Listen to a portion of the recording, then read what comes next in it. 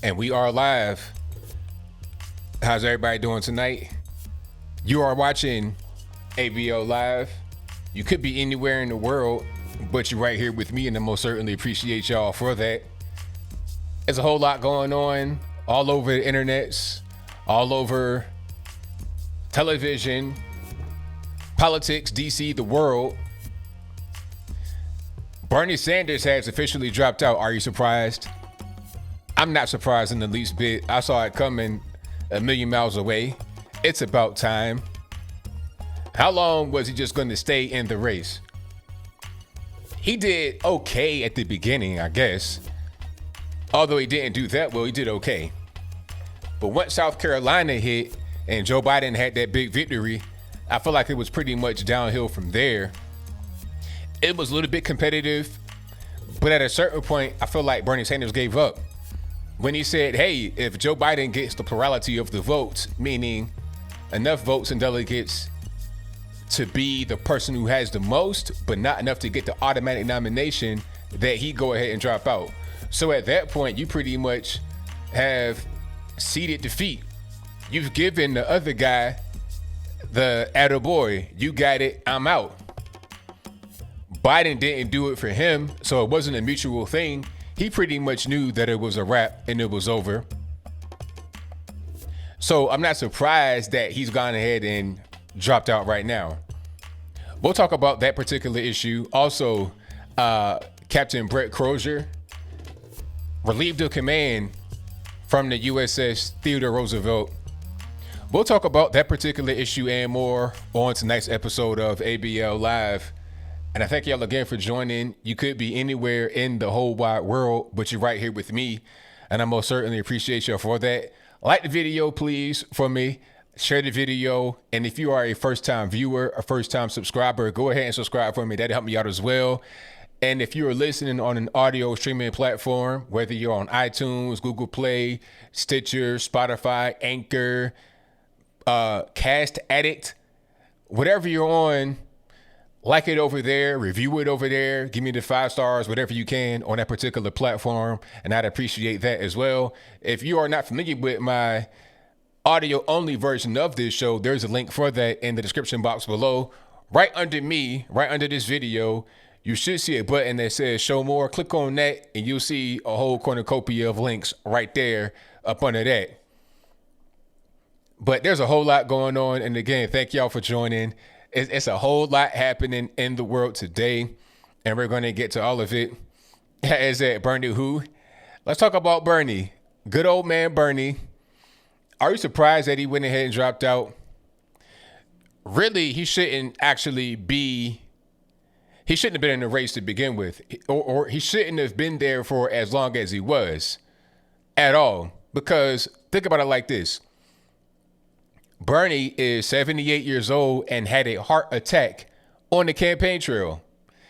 I mean, that's not very safe. That's pretty dangerous to be out there at 78 years old having had a heart attack. And then the campaign tried to conceal it to a certain extent, or he had a cardiac event. A cardiac event, what's that? Did he have a heart palpitation? You know, was he just, did something kind of minor happen? What's going on? He had a heart attack. That's what happened. That's a pretty big deal. And when you're 78 years old, you can't just recover from that and be totally 100%. So it was a matter of time for him from a medical point of view. Although he is pretty sound of mind, sound for him, not necessarily that his ideas make sense, but he at least understands what day it is and where he is and who he is and things like that. So he had that going for him, but other things really not so much. I'll talk about the other guy in a minute, creepy Sleepy Joe. But Bernie, it was a matter of time before he went ahead and dropped out. Now, the question is, where are the Bernie bros going to go? And where will the Bernie sisters go? Where are they going to be at? That's what I want to know, because that's kind of an important thing. Twitter is lit up right now like a Christmas tree. It's lit up like a burglar at 3 o'clock in the morning with the security floodlights. It's lit up like Mike Tyson versus an amateur boxer in 1985. It's totally just lit all the way up. You understand what I'm saying? People are freaking out, screaming, hollering, cussing and fussing, F both sides. I hate politics. They're really just losing their mind. And I don't understand why they're so upset, because the same thing happened in 2016. Maybe you have some new Bernie bros who have not been here yet. You guys have seen the meme with the guy with the news on talking about, oh, first time, huh? Maybe it's their first time experiencing what's happening. Matter of fact, I have a video I'm going to put up on the screen right quick that shows you the level of, I'm not really sure what to call it, desperation, sadness that the Bernie bros and sisters are going through. And also those that are gender non-conforming, like this gentle lady man here. Check it out.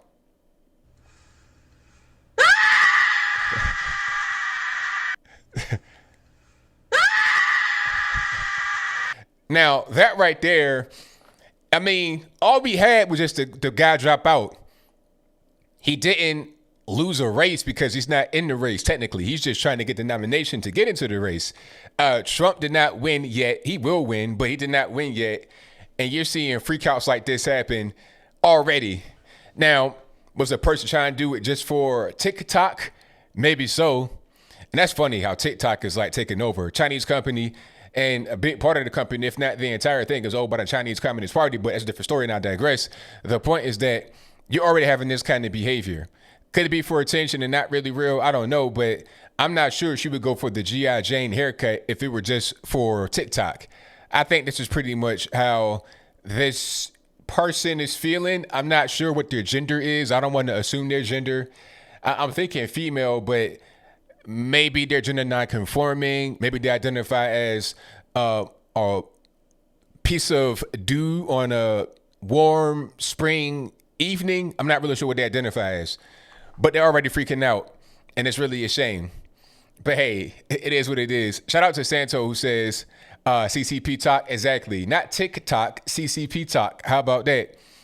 So yeah, Bernie's gone, and now the presumptive nominee, which has been the presumptive nominee for the past few months, in my humble opinion, Creepy Joe. I called it. I knew that it'd be Joe Biden from the very start, really. Like, I thought maybe somebody else might have a chance, but Joe Biden is pretty much the guy. Okay. So now you have Joe Biden. What is he going to do out there on the campaign trail? I think he's thanking lucky stars that you got the virus going on, because he didn't have to campaign. He could be at his house. Although he looks like he's about to fall apart at his house. You know it's bad. You know you got a problem and you're not well when you're at home. You're not doing any kind of campaigning. You're not working. Like, what are you really doing aside from just staying at home and recording these little live streams for 45 minutes to an hour? You don't have to go anywhere. You don't have to really get prepared. You can just be in your house, get hooked up with your microphone, sit right in your desk and talk. That's all you got to do. And he's struggling doing that. So imagine when this virus blows over and we go back out in the world and we're campaigning, we're having events, we're doing meet and greets, we're having debates. Can you imagine Joe Biden in a debate against Donald Trump? See, Bernie would have had a chance debating. He would have lost, obviously, because his ideas are really far out there. See, the thing about Bernie, people don't understand. They think that Bernie would have been good up against Trump, but what they don't get is that Bernie is a guy that does not have mainstream appeal. Bernie is a guy that has a very niche audience of people that follow him wherever he goes. So you may see a rally and it appears to be pretty impressive for Democrat standards, not to the level of what was that? A Trump rally, not quite like that, but it'll look good for Democrats. It'll look better than Joe Biden's rallies or Edge or anybody else. But these people travel from city to city. They go around and just follow Bernie Sanders wherever he goes. And the reason why I know that it be the case is because although you may see a pretty big rally for Bernie Sanders in a particular place, it doesn't translate into votes. He was not doing very well during the primary. Not even as well as he was doing in 2016, and he was not able to get that nomination. Now, I know that there are more candidates that are on the stage this time, I get it, but still, he did not do as well as his crowds would suggest. Simple as that. So, Bernie, his ideas are just not really mainstream, so he wouldn't have done well in the general election. He would have performed better in the debates. He would have performed better out there campaigning because he's still able to string together a sentence. He still has his mind, although he's not necessarily physically the best guy in the bunch. 78 years old, having a heart attack recently. But he would have been good to go on stage and go toe-to-toe against Trump. Ultimately losing, but it wouldn't have been embarrassing from the point of view of just having debates and talking. But with Joe Biden, on the other hand, man, oh man, I mean, this guy is going to be embarrassing. Have you ever seen an old man get stomped down by a young man? Or just slapped in this? Like, that's pretty much what it's going to be. And that's not, to me, that's not really something I want to see. I'm not trying to see an outmatched person get beat to death in the ring. It's like Mike Tyson. I want to see him fight a person that is competition. Mike Tyson versus Evander Holyfield, great. But Mike Tyson versus a random guy on the street, I don't want to see that. I don't want to see nobody just get punched in the face 11 times and have the match just get stopped. I want to see a little bit of defense, a little bit of blocking, a little bit of back and forth. I want to see a competitive match. I don't want to see a beat down, a slaughter, an annihilation, humiliation. I don't want to see that. I want to see a little bit of competitiveness and a little bit of fairness when you're talking about two guys on the stage. But Joe Biden has put himself in this position, in this situation, in this position. So he has to deal with what he's pretty much cultivated. He's got to be able to wear it. Whatever it is, you got to let Lennox Lewis, exactly. Put him in the ring with Lennox Lewis. Put him in the ring with somebody that's competitive, not a Joe Biden. But hey, we're going to see what happens, how these debates unfold coming up here pretty soon. And really, Trump has already kind of hit Biden with a few jabs. And some of the jabs he's hit him with are like knockout blows because Biden is so weak, if that makes any sense. A couple of days ago, somebody asked Trump about a tweet that Joe Biden's Twitter account sent. And Trump was like, look, Joe Biden is not writing anything. He doesn't write. He had Democratic operative do that for him. Joe Biden is probably not even watching this press conference right now. And if he is watching, he doesn't understand what's going on. You see what I'm saying? Like, he's already sending little jabs, not even trying to be funny, not even trying to be over the top, not even trying to use like the big personality he has, just little jabs. And it's like knockout blows to Joe Biden because Joe Biden is so weak. It is what it is. But hey, the debates, I want to know when the first debate is going to be. And also what I want to know is, when will Bernie officially drop out? Because right now he has dropped out, but he's still getting delegates. So how is that going to work? Will there be a Biden versus Bernie debate? Is that going to happen although he's dropped out? I'm not sure how that's going to work because I'm sure there may have been some debates that are scheduled. You know, so, and then with this whole virus thing, a lot of things are canceled. I don't know how they're going to do it. I think what's going to happen is after the virus is pretty much a wrap and we go back to our normal lives or whatever they want normal to be when we come back, but that's a whole different story. I think once we come back, then at that point, they'll be able to schedule some debates between Joe Biden and Donald Trump. And it's going to be a madhouse, man. It's going to be a bloodbath for sure. Yeah, definitely dementia. And it's unfortunate that you got this guy, Joe Biden, out there. Remember that article I did a video about from The Atlantic that says, all we need is Joe Biden's corporeal presence to go against Trump. These are leftists saying this, and corporeal, I looked it up, I didn't know what it meant. All it means is that your body has to be there. It doesn't matter if you are really cognizant of your surroundings or what's going on, if you know which day it is, where you are, who you are, it doesn't really matter. All we need for you to do, Joe Biden, the Democrat saying this now, just be a body, just be there, and that's perfectly fine. Don't do anything else, just be a body in there. That's really a shame. They know that he has cognitive problems. Anybody can see it. Look at the man when he's talking. He doesn't know what's going on. And shout out to Joe Rogan. He said it. Joe Rogan, I don't think is really a Trump supporter or anything like that. I don't think Joe Rogan is a guy that has a political affiliation. And if he did, it'd be more towards the left. You know, that's kind of what I get from him. Anyway, he was like, look, if it's between Joe Biden and Donald Trump, I'm voting for Trump because Joe Biden has lost his marbles. He's not there. He was like, I'll pick anybody aside from Joe Biden because he's not right. And it's weird because the Democratic Party talk about how inclusive they are and how, what's the word I'm looking for? How diverse they are, how young, energetic they are. But then you put out a 78-year-old white man that had a heart attack and a 77-year-old dementia patient. That's what you want to represent your party? That is face of the party going forward? Andrew Yang, nope. Tulsi Gabbard, nope. Even Pocahontas, who is 70 years old, nope.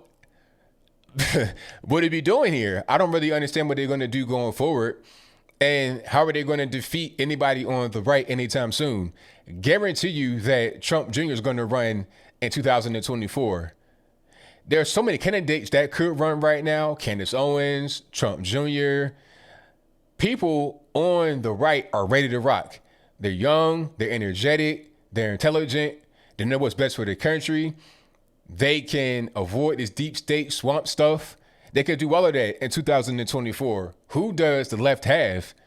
I feel like they put out all their best candidates in 2020. Yang Gang, all of that. Where was the support for all these people that the Democratic Party purports themselves to be so in favor of? Where was the support for Andrew Yang and who else? Tulsi Gabbard, Cory Booker, Kamala Harris. Where's the support? It's like nobody even looked at them at all. They were there in the race. They're campaigning. They're doing the debates. They're doing all of what they can do. They're on Twitter. They're on Insta Snaps and Facebooks, all that good stuff. But they didn't get a lot of support from the party itself or from the people. So what's really going on? People say they don't want a politician. They want you to be real, all this, that, and the third. But some people want you to be a politician. They want you to be a person that's been in there for a long time because they recognize your face. They know who you are. They know what they're going to get from you, from the most part, which is just being a person that they like. Just like with Joe Biden, people don't know much about Joe Biden that support him. All they really know is that he was Barack Obama's vice president for 2 terms. That's it. That's all you got to have right there. It doesn't matter if the guy is a creep, which he is, if he's old and senile, which he is, if he's incompetent, which he is. It doesn't really matter. All that matters is, hey, you were next to Barack Obama for 8 years, so I'll vote for you. It doesn't matter what Andrew Yang's policies are. It doesn't matter what Tulsi Gabbard's policies are. Who cares? And then the Democratic Party won't really back them. They won't really support them. They'll put all their eggs into one basket. And it's going to be hilarious to see Bernie Sanders go out there and support Joe Biden. Now, my question to the Bernie bros and the Bernie sisters are going to be, my question to them would be, what are you going to do when you see Bernie out there campaigning for Joe Biden? Who are you going to vote for? If you were all in the bag for Bernie Sanders, who are you going to vote for now? Is it going to be Joe? Is it going to be nobody? Or is it going to be Trump? If it's nobody, then who cares, right? All you do at that point is just help the right out by not voting for the left. If you vote for Joe Biden, then all this stuff about, welfare, not welfare, pardon me, quote unquote, healthcare for all, minimum wage, $15, all these SJW initiatives that you wanted under Bernie Sanders are not going to be there under Joe Biden. You do understand that, right? You can't just shift from one guy to the next to get the same thing the first guy was offering. That's not how that works at all. It's like going from Trump to Hillary Clinton, expecting the same thing from Hillary Clinton. That's not how that's going to work. And the same thing can be said within parties themselves, going from one guy to the next guy, going from a moderate Democrat and Joe Biden to far leftist extremists like Bernie Sanders. Now, don't get it twisted. I would not vote for a guy like Joe Biden or Bernie Sanders. But if you are a Democrat and you're over there and you're torn, well, it's pretty simple. If you want to vote for Bernie Sanders, then you can't anymore, and you're going to go Joe Biden, you have to give up some things that you really wanted to go over there. Joe Biden won't just say, all right, I'm going to take you over here and I'll give you whatever you want. That's not how that's going to be. And it's really not even Joe talking about it. It's the people that are around him, the quote unquote handlers that handle the whole situation. It's not Joe himself making these assertions about his particular campaign and how it's going to go. All right. But shout out to y'all for being here. Most certainly appreciate you. We got super chats. Shout out to everybody who super chatted so far. You guys are great. Shout out to Miriam Vidal, who says, Mr. Magoo for President 2020. Thank you for that. Shout out to Will Redding, who says, Bernie burned out and Biden is sliding. Thank you for that, man. Definitely appreciate you. Shout out to Matthew Phillips, who says, first time donation. Did you hear when the Bernie staffers unapologetically dropped Democratic socialism? How long do you think until she comes out of the closet as a communist? Are you talking about, who's that? Nina Turner, is that her name? Did she say that? I wouldn't be surprised if she did say that. That's pretty much normal. I mean, they're trying to shield it as this whole thing from the Democratic Party and, it's just one step the other way. No, it's socialism. And really what they are going to achieve, even if they don't want it, which they probably do want, is communism. That's the whole thing. Bernie had a honeymoon in USSR, not current day Russia, not one of the former republics, in USSR, and praised them. Recently praised Fidel Castro and his communist regime. He is a communist. I don't know how many times you got to tell you. He's telling you indirectly that he's a communist. So when they drop the democratic from democratic socialism, it's just telling you what's going on. They're being honest.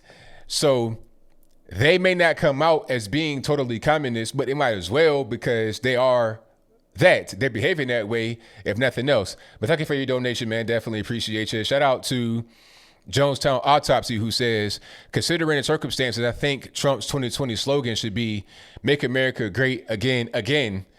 MAGA the sequel. I'm right with you on that, man. Thank you for that. Definitely appreciate you. We got this whole virus shut down and everything's falling apart. Before that, we were doing fantastic. We got to get back to that. Open the country back up ASAP. This whole virus thing is overblown. Is it a real issue? Yes, but is it overblown? Yes, it is. Shout out to my man, Jericho Green. Thank you for the super chat, boss. And if you're not subscribed to him yet out there in the world, go ahead and subscribe to my man, Jericho Green. He says, nothing but Willow Fortune and butterscotch pudding for Bernie now. Exactly. You're going to be in that old man rocking chair in one of your 1, 2, 3 houses. Be in that rocking chair, eating the pudding, enjoying your Jell-O, and have that be that. But what I did hear him say was that he's going to help support the nominee.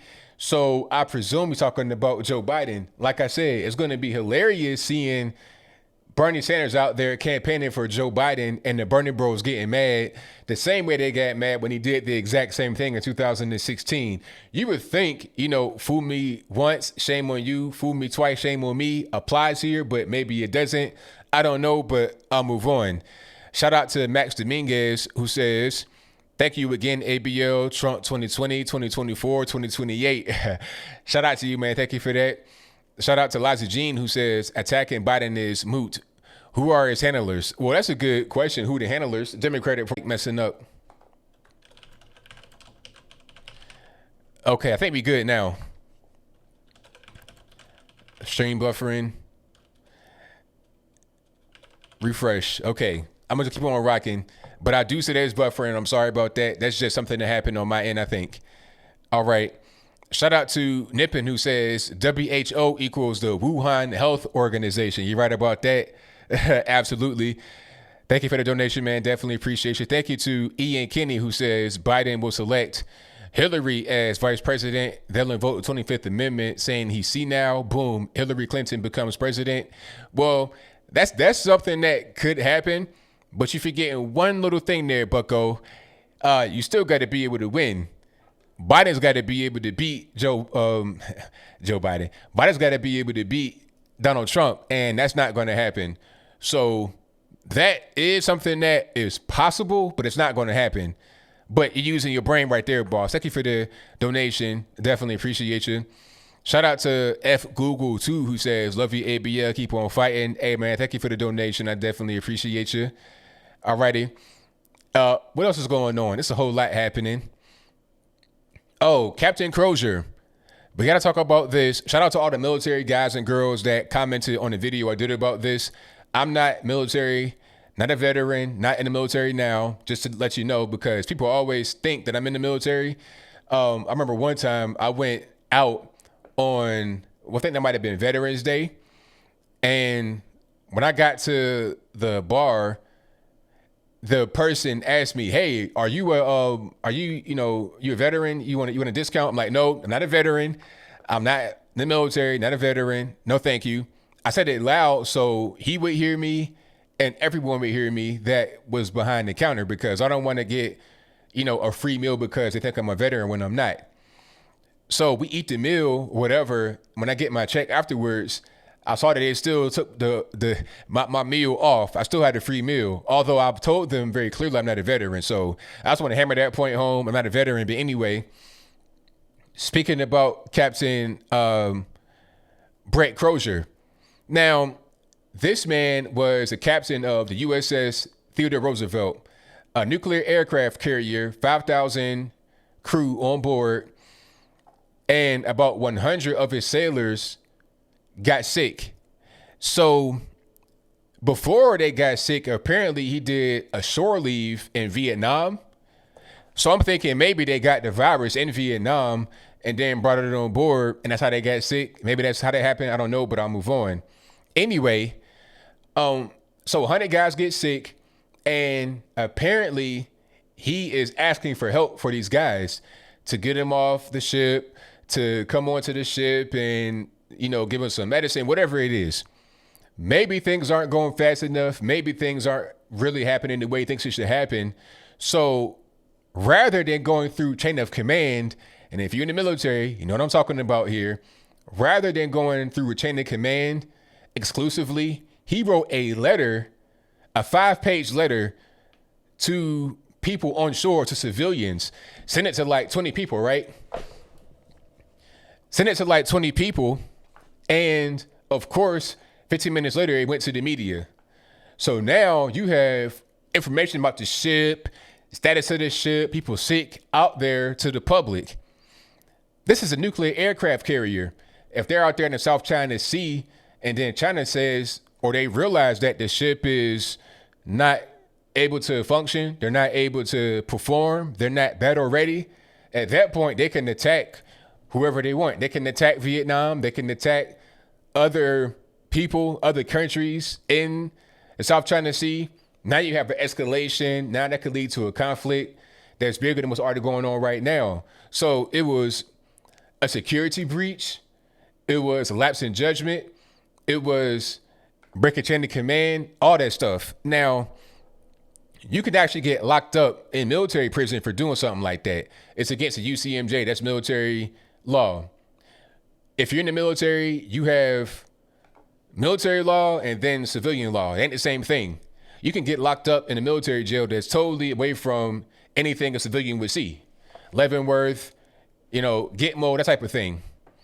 So he put the ship at risk, compromised the ship, sending out things on an unclassified way to civilians on shore. It got to the press, the whole 9 yards. So, of course, he was relieved of command. Now, I don't know if he got fired. I'm not really sure how that works in the military.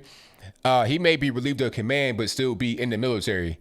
I don't think he's been discharged or anything like that, but he's not going to be in command of the ship. So people are saying that it was wrong. He was a hero, this, that, and the third. Well, there was already things in progress to help get the guys off the ship into safety. I don't think what he did accelerated that process at all. Maybe it did, maybe it didn't, but whatever the case may be, he understood the fact that he's sacrificing his career. And one guy who was also a veteran by the name of Malcolm Nance, who is now on MSDNC pontificating about different things, he said that the guy, Crozier, should become the next U.S. secretary. It's like, why should he be secretary? Why? Like, to be the secretary, to be a high-ranking person like that, you got to make the right moves and the right decisions. You can't just be doing whatever you want to do because it's in your best interest, or you feel like it's in your best interest, on your sailor's best interest. That's not how these things work. You got to follow the rules. If you don't follow the rules, that's the easy way to get out of the military, maybe even go to the military penitentiary. But it is what it is. Now, guys are saying that the sailors loved him. Of course, that's a skipper. That was a captain. They're loyal to him. They love him. Apparently, he was a good captain, but he made a bad decision. Just because they love him and many of them support him does not mean that what he did was right. That's not how that works. You see guys get locked up in regular civilian jail, people love all the time. It doesn't mean what they did was right. It just means that aside from what they did, they were a good person. People that are in jail aren't always bad people, but that doesn't mean that you can just get out of jail for being a good person. That's not how that works.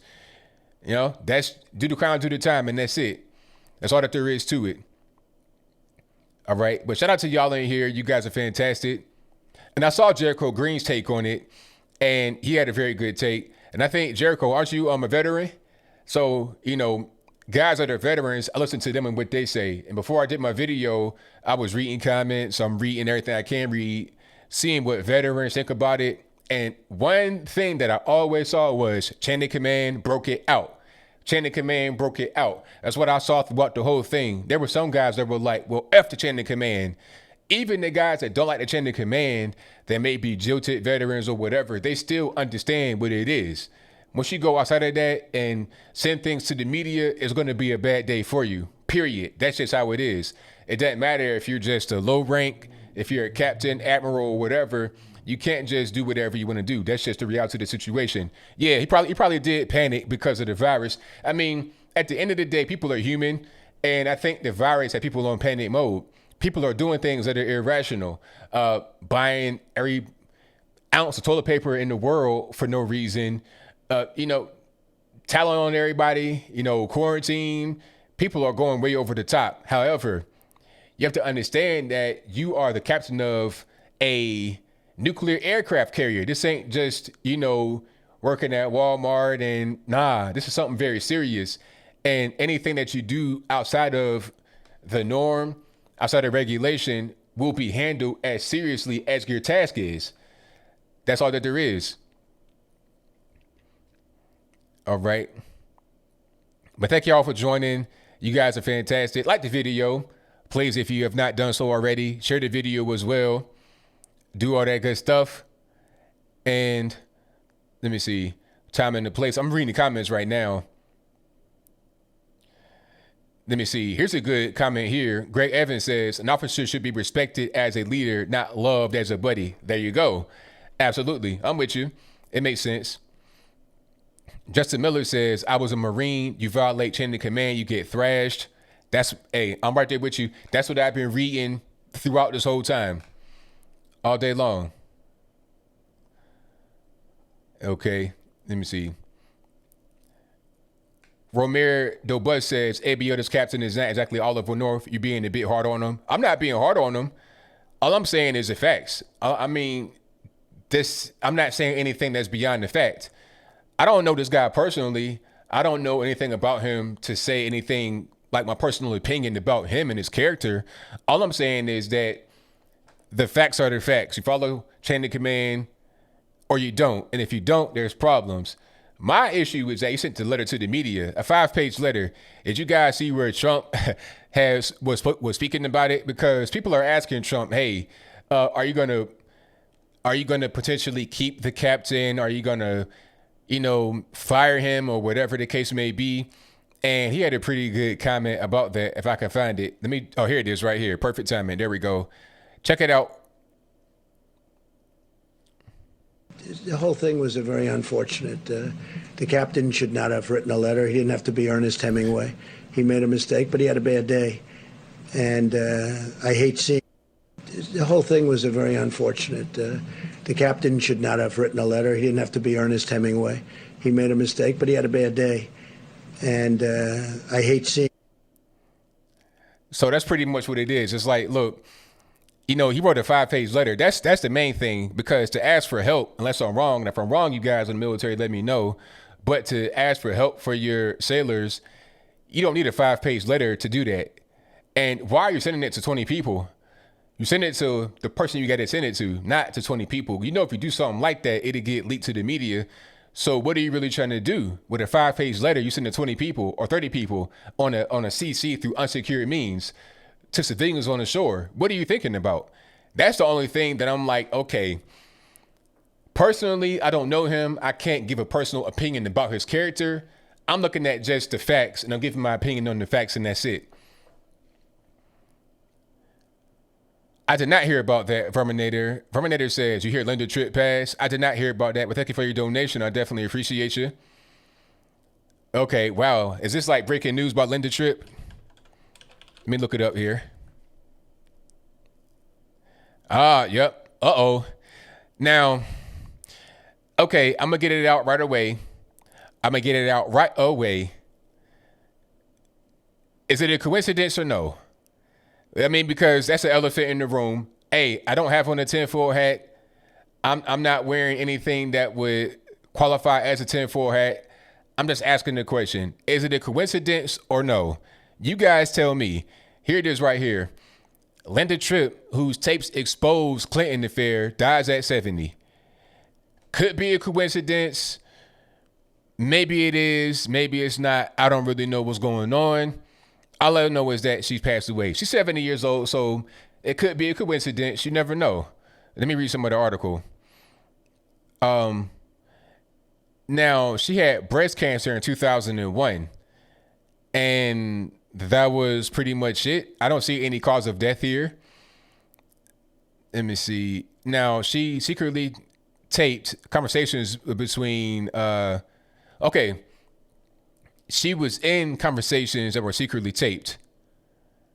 Right. And they were provided as evidence by Monica Lewinsky. Okay, I see.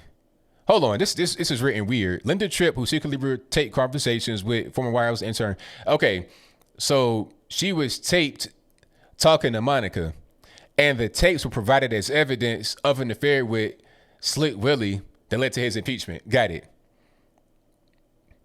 So I don't see any kind of cause of death. Now, people are saying that news broke that she was near death. So maybe she had some kind of condition that was degenerative or something. You know, would it be crazy if they say she had coronavirus? I'd be like, all right, man, come on, stop it. Now, here's Monica Lewinsky talking about it. No matter the past, upon hearing that Linda Tripp is very seriously ill, I hope for her recovery.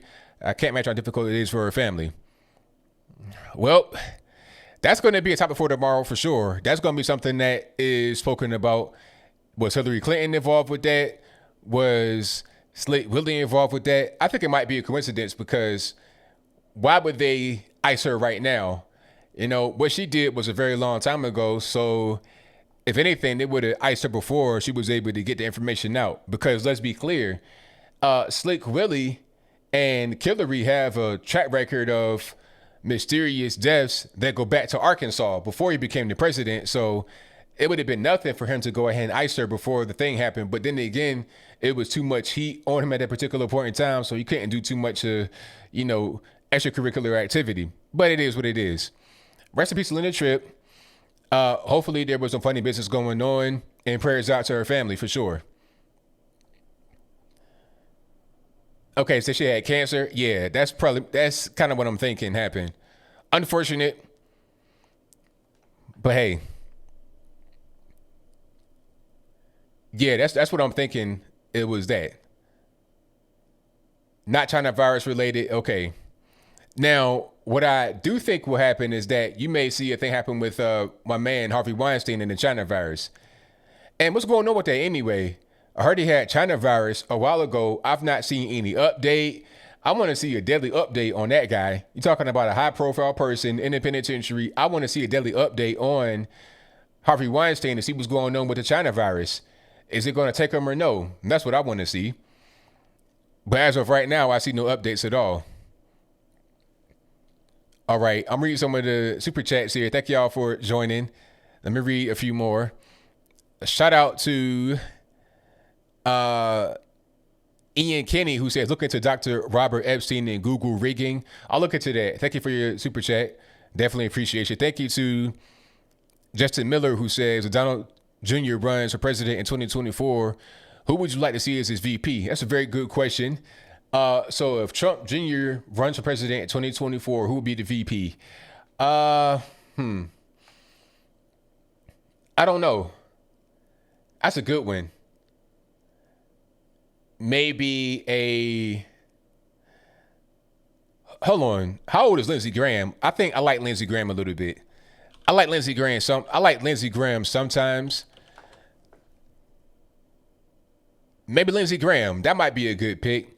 He's 64, not that old. He'd be like 68, 69 by the time it rolls around. So maybe he might be a little old to be the vice president, but he might be just old enough.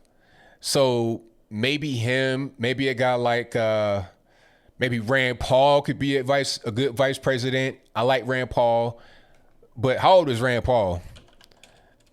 Because age does matter. 57? Oh yeah. Get Rand Paul in there. I like Rand Paul. And the reason why I'm saying Lindsey Graham, Rand Paul is because they'd be a nice opposite or a nice counterbalance. Just like how Trump is kind of just out there and bold and, you know, big personality, loud and crude and rude, as the cool kids would say. Pence is more laid back, calm, cool, and collected. It's a good balance. So Rand Paul, fiscal conservative, libertarian, will have different point of view, a smart guy, an eye doctor, not the guy that gives you the glasses, but an ophthalmologist, an eye surgeon. Okay, the kind of guy that goes to Haiti and does free eye surgeries. That's Rand Paul. You understand? So I like Rand Paul. There's a lot of guys that can fill that position. I think that'll be a good pick for Trump Jr. in 2024. But we'll see how that works out. We'll definitely see how that works. Who do you guys want to see? Candace Owens? Everybody says Candace Owens. But you know what? I think Candace could run after Trump Jr. is done. I think that'd be good for her to run after Trump Jr. is done. Matter of fact, how old is Candace anyway? I think she might just be 35 in 2024. Well, nah. She's like 31. How old is Candace? She's 30 on the dot. And she'll be 31 in April 29th. So in a few days, she'll be 31. So by 2024, she'll be 35. But I think that she should run on her own as a president. Do Congress first, 4 to 8 years. After Trump Jr. is done, pass it to Candace, and then she becomes the president. So that'd be 2032? So by that time, she'll be like in her early 40s, like 42, 43. So yeah, by that time, I think she'll be good to be able to go ahead and run. That's just my opinion. Yeah, she's too young right now, but she'll be young. She'll be old enough by 2024. Yeah. So we'll see. We'll see how this whole thing works. People saying that she's fake. Y'all got to stop. Candace is a good person. I know Candace. Candace is a really, really good person. People think that she's fake based upon, I don't know what. Based upon what they see on the internet. That's not really a good recommendation. That's not a good judge of somebody's character, really. You got to see them, meet them, and talk to them in person to see how they really are. But I'll move on. Shout out to Thady Magali. I know I butchered your name and I'm sorry. Who says, great work, Anthony. Keep it up, man. Hey, thank you for your donation and your very kind words. Most certainly appreciate you. Thank you to Charles Turner Jr., who says, our article was not accurate and saying Linda Tripp lost her job. She lost it if we can say that as a W took over from Slick Willie. We were talking over 19 years ago. Look back to Vince Foster. Thank you for your donation, man. Definitely appreciate you. Somebody asked me, Alpha 45 says, by when do I think the quarantine will end? My prediction, I say no later than April 30th. And I think certain cities will let up before others. I think, like where I live, it's going to be over by Easter, shortly afterwards. And if you live in New York City, LA, California, it may be a little while longer. In New York, they have the stay-at-home order until June, not in New York, pardon me. In Virginia, the stay-at-home order is until June 10th. But I'm not really sure if they're going to hold on to that, if they're going to rescind it, if they're going to let people out early. I don't know what's going on. But right now it says June 10th.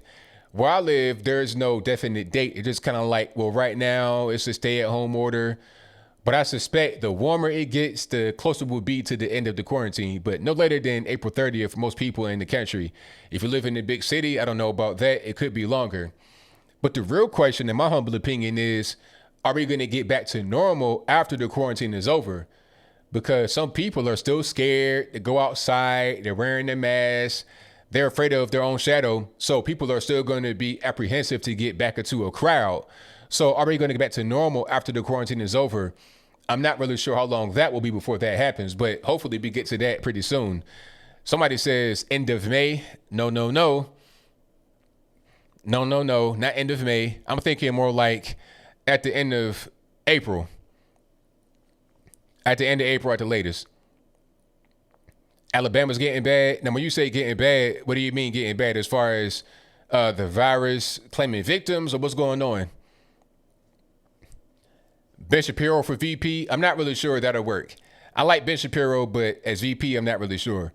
Because I think Ben Shapiro is too verbose to be playing the role of the guy that should not be as verbose as the main guy. You understand? So I don't think that'd be a good fit for him. You got to play a supporting role, and he will be the kind of guy that wants to be the lead role. Not as anything wrong with that. I think it's good to want to be the lead role, but not everybody's built to do that, nor are they built to play the side. Like, Ben could win as a senator or a congressman, but as president, it's a little bit different. Similar to Jeb Bush, but not quite. That's kind of a different story, so I'll just stay there for now. Alpha 45 says, in LA, the stay-at-home order ends April 19th. Now, will they extend that? Because I've seen some orders get extended, so I'm not really sure how that's going to work. You could see Garcetti come on TV and say, hey, I know it's going to end today, but guess what? We need a few more days, so what's going on? All right, but more super chats I'm going to read right quick. Thank you to Charles Turner Jr., who says, Daniel Cameron, Matt Gaetz, Devin Nunes will make great VP choices. I don't think Donald Trump Jr., I think after Donald Trump Jr., Laura Trump should run. I like Laura, but I'm not sure that'd be, I think if anybody, it'd be Ivanka that would want to run. You know, definitely Ivanka. But Ivanka, I like Ivanka, but she's more of a liberal. It is what it is. But I like Ivanka, though. But I think Trump Jr. is the guy. He has personality. He has the charisma. He has everything you need. So I think he should be the only Trump kid that runs. After that, pass the torch. Shout out to William Garcia, who says, we need that Don Jr. Rand Paul ticket for 2024. I'm with it. I'll vote for that ticket all day long. Thank you for the donation, man. Definitely appreciate you. Shout out to Tristan Smith, who says, Trump for press secretary 2024. Oh, man. I think, what you mean, Donald Trump Sr., the president right now, to be the press secretary 2024? That'd be hilarious. I think by that time, he want to just go home and relax, not even really be in D.C. at all. He'd just be chilling and let the kids take it over. But that'd be hilarious. See him as a press secretary for sure. Absolutely hilarious. Yeah, I agree with you, Charles. Ivanka is more liberal. Yeah, Laura is more conservative. Ivanka is more liberal. But I think that, Barron could be, it'd be interesting to see how Barron turns out. Barron could be in politics way into the future. He's like, he's like 12 or 13 right now. And he's already like 6'5". I mean, he's going to be something to reckon with, like, 30 years from now? He'll be something to reckon with, for sure. All right. And, if you don't know about your check, your stimulus check, I'll tell you a little bit of information right here. Your check will be direct deposited to you on April the 15th if you had direct deposit set up for your last tax return you filed. So if you got a return and it got to you through direct deposit last time you filed, you'll get it the same way this time, and that'll get to you on April the 15th. Now, if you do not have direct deposit, if you didn't file for it the last time, you could not change it now. You would get a check in the mail. Checks will start to be cut on May 5th, and they'll do 5 million checks per week. Now, if you're in a unlucky group that's in the last group, you could get your check by the end of August. But direct deposit, you get yours on April the 15th. So in a few more days, like by next Wednesday, you have your check. For me, I don't know when I'm going to get mine. I guess I get mine sometime in the near future. It could be May. It could be August. Who knows? You know, it is what it is. That's a very good question. Ohio Bacon says, I owe money. Will I still get a check? Now, it depends on what you mean when you say, oh, do you owe child support? If you owe child support, no, that might be garnished, unfortunately. If you owe tax money, yes, because that does not affect your taxes as far as like what you got to pay. Okay, you will only get affected if you have child support, I think, or if you make more than what the maximum income level is. If you make more than 75,000, you get deducted a certain amount of money up until 100,000. If you make 99,000 or more, you get $0. If you make between 75 and 99, you get deducted proportionally according to how much you make. And that's pretty much how that goes. All right. Shout out to T-Bone MMA, who says, who paid Trevor Noah to do every video about Trump? Hey, that's pretty much what the news is nowadays. The news nowadays is just Trump vision. And it's really a shame because even the late night shows are doing it. SNL is doing it. And I will watch the late night shows occasionally to find a laugh. Like, I like to find laughs. I like to find memes. I watch them occasionally. I know a writer on one of those shows, so I try to support them. But I can't watch it anymore because it has become unfunny, number one. And number two, everything is about Trump. Trump this, Trump that. I hate Trump, all this, that, and the third. They've totally changed their programming to be a Trump hate network, and I don't really want any parts of it. So it's really unfortunate. That's pretty much what's going on, but it is what it is. All right. And what else we got going on? Let me see. Oh, yeah, talking about the World Health Organization. We got to go ahead and defund that. Why would we fund the World Health Organization when they're totally China-centric? Everything is about China 24/7. China, China, China.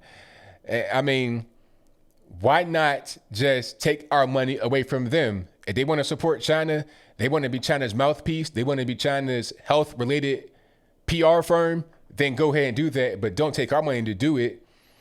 And we're not going to abide by your recommendations anymore because let's be clear, the WHO said, do not restrict Chinese travel. They said that when the whole virus was happening. Do not restrict Chinese travel. And of course, Trump did that in opposition of them. And now we know, hindsight being 2020, that was the right idea. Why would it be the wrong idea? Like, even when they were saying it, I'm like, okay, why would he listen to that? You see a virus happening right now in a particular area. People are dropping dead, coughing up blood, all kind of stuff. Why would I let them come over here? For what? Cut off all the travel from China right now. That just makes sense. But WHO, they said, nope, don't do that. It didn't make any sense. Maybe they wanted to keep the travel open because they're China friendly and they didn't want to have China lose any kind of revenue. Therefore, they'll still be able to get revenue from China and or favor with China. You understand what I'm saying? So that's probably why they did that. And I think Canada listened to them and they were late to the game by cutting off travel like at the end of March. It was like, what are you thinking about? Cut off travel right now. You're way late to the game. Listening to the World Health Organization. That's a China Health Organization, the Wuhan Health Organization, the Mandarin Canton Fushahi's Health Organization. Okay, the Shanghaiese, the Beijingese Health Organization. So yeah, the whole thing didn't make any sense. And then they said the virus cannot go from human to human. It cannot be transmitted from human to human. I'm like, how does it make sense? So the virus that everybody is catching right now in China cannot go from human to human. Then how are they catching it? These are just basic logical things. If a bat allegedly can give you the virus, why can't a human give you the virus? Wouldn't it be easier to get it from a human being rather than a bat? I mean, come on. It's a coronavirus. There are other coronaviruses. How do you get them from other people? So if the common cold is a coronavirus, okay, SARS, MERS, all of that are coronaviruses. How do you get them? From people, from touching surfaces to themselves, other people that have it, from sneezing, from coughing, all the kind of good stuff. Okay, so logically, you would think you can get it from somebody else, but they said, nope, it cannot go from person to person, according to what Chinese government officials say. That did not make any sense at all. So yes, we're going to ignore what they are talking about. Again, they have been China-centric for a while, and the recommendations are not helping us. They're hurting us in a really big way. So yeah, go ahead and defund them. There's no point in having them still be funded by us. Hey, it could have been a rat, it could have been the cat, it could have been a dog, it could have been a lab, whatever it is, it doesn't really matter. We know that human beings are transmitting the disease. Okay, that's why they're wearing masks. People are, being in quarantine. And here's something else. China were quarantining their own people inside their homes. So if it cannot go from human to human, then why were they quarantining people by force, welding their door shut? I mean, think about it for a moment. It didn't make any sense. And the guy that's the director of it, Tedros, I think his name is Ghebreyesus. Don't get me the line about his name. I think his name is Tedros, though. This guy is a communist, part of the Tigray Liberation Front, something like that. One of these, communist parties, right? He is Eritrean, and Eritrea is known as the North Korea of Africa. Now, I'm not saying because he's Eritrean, that means he's a communist. I'm just saying you're from Eritrea. You're part of a communist party officially, not just me guessing or speculating. He's part. Look him up right now. You'll see the party associated with on his Wikipedia or whatever. You'll see that. And then you are friendly to China, the communist government. So what's really going on? If you are a Chinese person, hey, nothing against you. It's all good. But your government is a problem. And then the UN, which the World Health Organization is a part of, the UN put China on the Human Rights Council. Why would you put China on the Human Rights Council? What they know about human rights? They got slavery going on. They got gulags. They got re-education camps with Christians, Muslims, meditators, all that good. Falun Gong, all that. So human rights, what human rights? Ain't no human rights in China. It's all about the CCP. They will hurt their own people. I would not be surprised if that whole China virus thing was done on purpose to spread first among their own people and then to others around the world as a bioweapon. They don't care about their own people. They don't care at all. So knowing all of that, they're on the Human Rights Council, and it just got put there recently, like the other day. I don't understand why these appointments and decisions are made. I don't really know who's behind it. Who was a brainiac that said, hey, let's put China on a Human Rights Council? Who was a 1,000 IQ guy that said it's going to be a good idea? It doesn't make any sense to me. All right. But thank y'all for being here. Most certainly appreciate you guys. We'll get to the calls in a moment. I'm reading some of the super chats and also some of the chats in general here. Shout out to T-Bone MMA who says, it's too much. They all turn into Trump channels. Exactly. All the late night shows, SNL, everybody is now just, I hate Trump 24/7. That's pretty much what they do. Shout out to Charles Turner Jr. who says the U.S. should defund the UN and the WTO as well. 100% defund all that stuff. Corruption is the name of the game with these organizations, and it runs deep, top to bottom, very corrupt.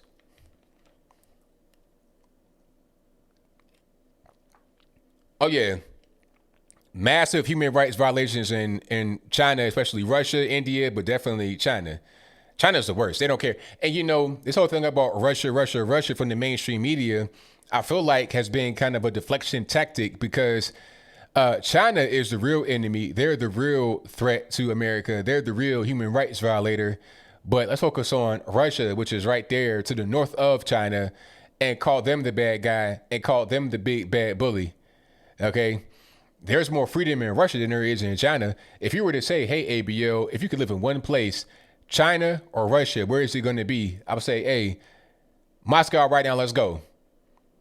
I'd rather be here in America, obviously, but gun in my head, pick one. I'm going to say Russia, ain't no question. China for what? So I can smoke now? I can go outside and become a smoker in Beijing, Shanghai, smoking Newports and Virginia Slims and Cools and everything else all at once, 3 times a day, cartons of cigarettes a day. So I can get fed fake rice, fake cabbage, fake chicken, fake dog, fake cat, fake rat, fake bat.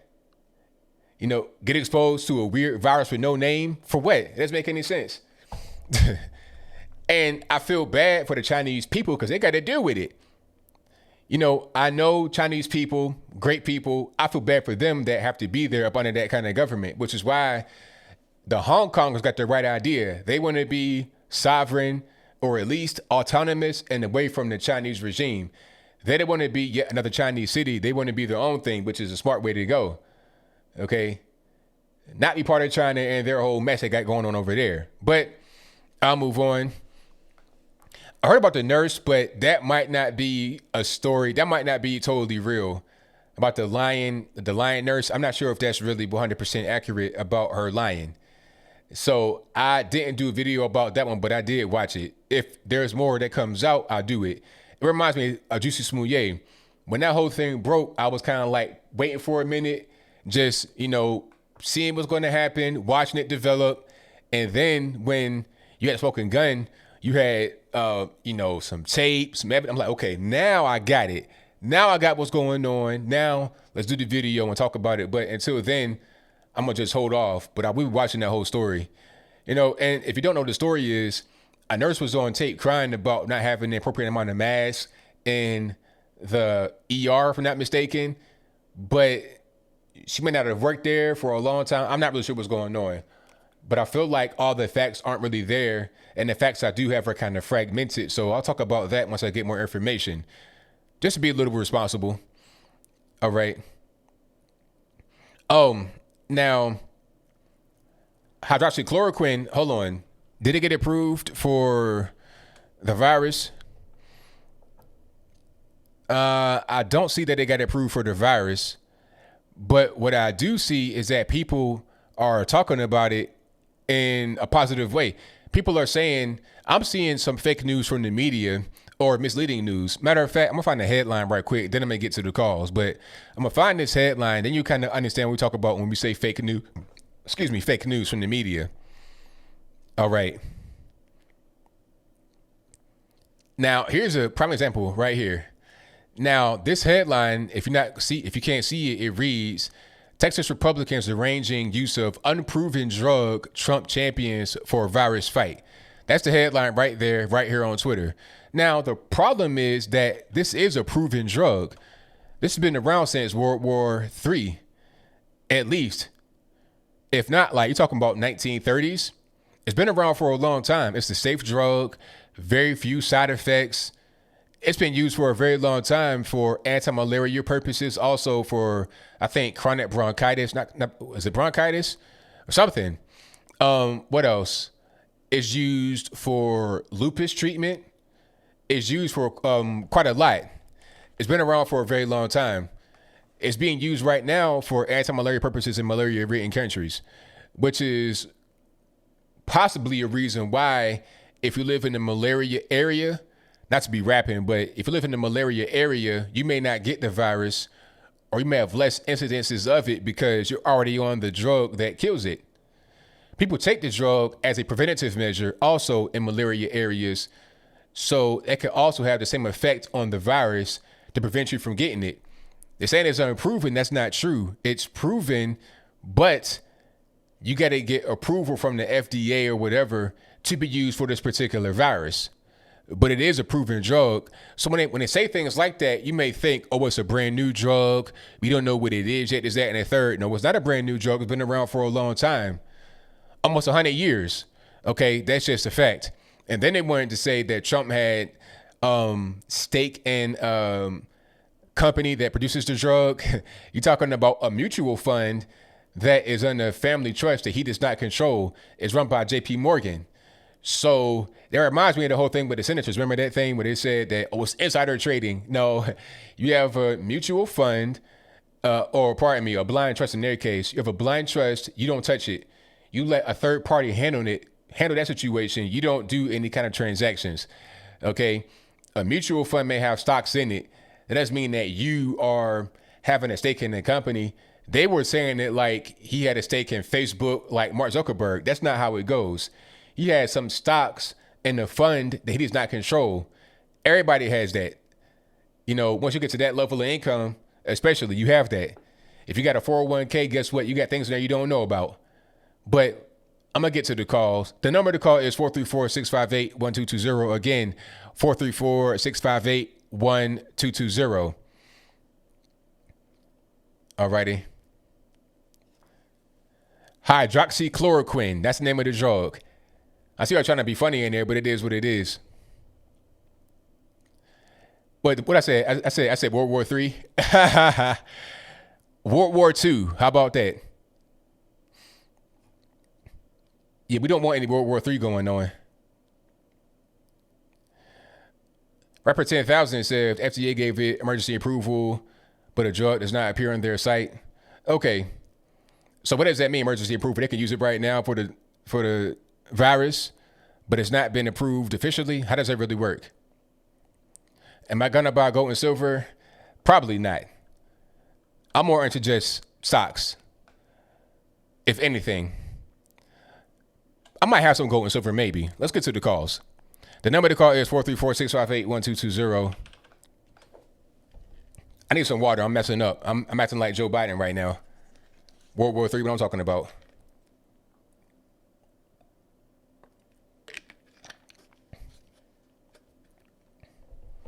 Crystal Ball says Trump will make $16 on his stock. Trump wouldn't get out of his bed for that. Exactly. $16. I mean, that's like lunch at Chick-fil-A for one person, maybe two people if you kind of like don't get all the extra condiments and the bells and whistles. All right. Nippin, what's going on? Except the fact that, oh my God. Did you hear that Boris Johnson is now have you heard of intensive care? I heard about that. So what's the update on that? Is he okay? Yeah, he's making a recovery. Well, it's our equivalent of the Treasury Secretary who took the meeting today. He said he's running okay. So yeah, I don't think he's gonna die. Now, I heard that he is not on a ventilator. He's just taking oxygen. It's much different because... Yeah. He's not on a ventilator. He's doing well. But the reaction from some people on the British left, predictable, and that's putting it lightly. And one of the reactions was that I hope he dies a horrible death after what he's done to us. I'm sorry, but that's just unacceptable. Of Derby. Yeah, this person has... Look at what she says. Labour expels the mayor of this place for saying that Boris Johnson deserved to be in hospital. Yeah, people are crazy. Absolutely crazy. Yeah. Look, here's the comment she made. Do you see it? Yeah, I see. So yeah, that's completely messed up, if you ask me. Yeah, but that's how the left do. They always do that. They don't really care. You know, they say the same thing about Trump and the virus. They say that about Barron Trump. They hope he gets it. They say all kind of really negative and nasty things. That is horrible. But they purport themselves to be the party of inclusion and tolerance. I can't really tell. It's just like the Democrats in the States. They claim to be tolerant when they're the most intolerant human beings I've ever seen. Absolutely. Here's one of the reports I've been seeing about the lockdown. It said the lockdown could end in the next few weeks, end of May. That's what they're saying over here. That's way too long. That's entirely too long. It needs to end at the end of April because people are already suffering right now. So it needs to end immediately, as soon as possible. Yeah, that's just horrible. It is. But yeah, that's not. But that's in the States. You're saying end of April. They're doing it differently over here. Well, no, I was just saying that it should end at the end of April. In some states, they're talking about June. In States, do they have Democratic governors by any chance, or vote for the Democrats in presidential elections? Well, the one state is talking about doing that at June 10th is Virginia. And of course, that's the blackface governor, Ralph Northam. Yep. Blackface Ralph. I'm sorry, but yeah, I still don't get it. How the left tends to get away with blatant racism, but we don't. Yeah, they can do whatever they want. They don't really care. It's only wrong when somebody on the right does a thing, but if you're on the left, it's totally fine. Well, it's wrong if anyone does it. I don't care if you're on the left or the right. Yeah, I mean, I'm with you. I understand, but they don't understand that. That's the issue. So yeah, the Wuhan Health Organization could be defunded. Yeah, it should be. Absolutely. Yeah, but how? I mean, like, does he really have the power to defund it? Like, and if so, how? Well, we can withdraw our money that we give to it. The U.S. gives a percentage of the money to the World Health Organization with other countries. So we can withdraw our money. That wouldn't be a problem. We could do that with no problem. Oh, I get it. I thought he was like bankrupt the entire organization. No, just defund it from the United States' point of view. Just our piece that we pay into it. Yeah. So imagine how many people would want his head if he planned to defund the whole organization. Oh, well, hey, they'll be okay. At the end of the day, it's a corrupt organization. I was talking about how FIFA is corrupt. It reminds me of that. FIFA. Yeah. That's definitely corrupt. How do you think Qatar managed to host the World Cup? Hey, they got money, they got influence, and they pretty much do it like that. Influence, like no human rights. Their human rights are probably below China.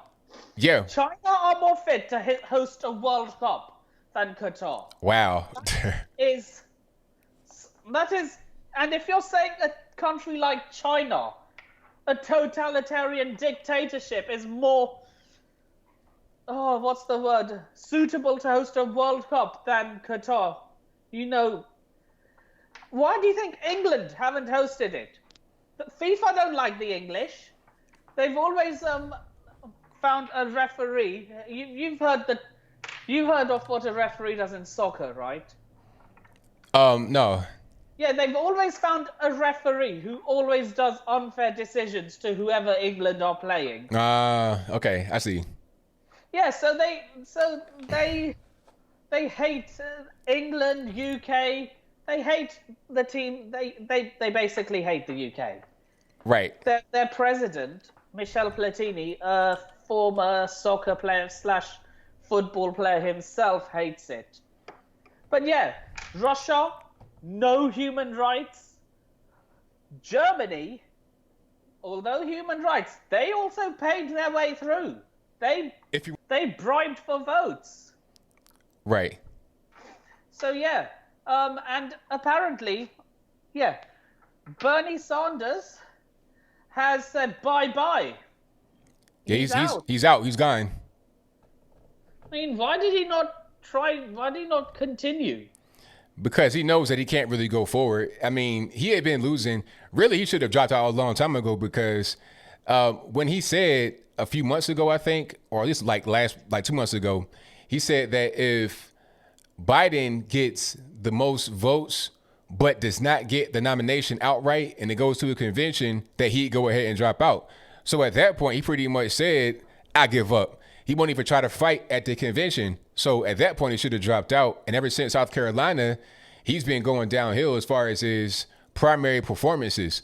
So it's like, all right, what are we really doing here? And then, of course, he'll probably support Joe Biden the same as he did in 2016 when he supported Hillary Clinton. He don't really care. He'll get another house, another bag, another check, and he'll go about his day. Yeah, go back, buy another private jet, buy more Louis Vuitton, buy a new Ferrari. Everything he claims to be against.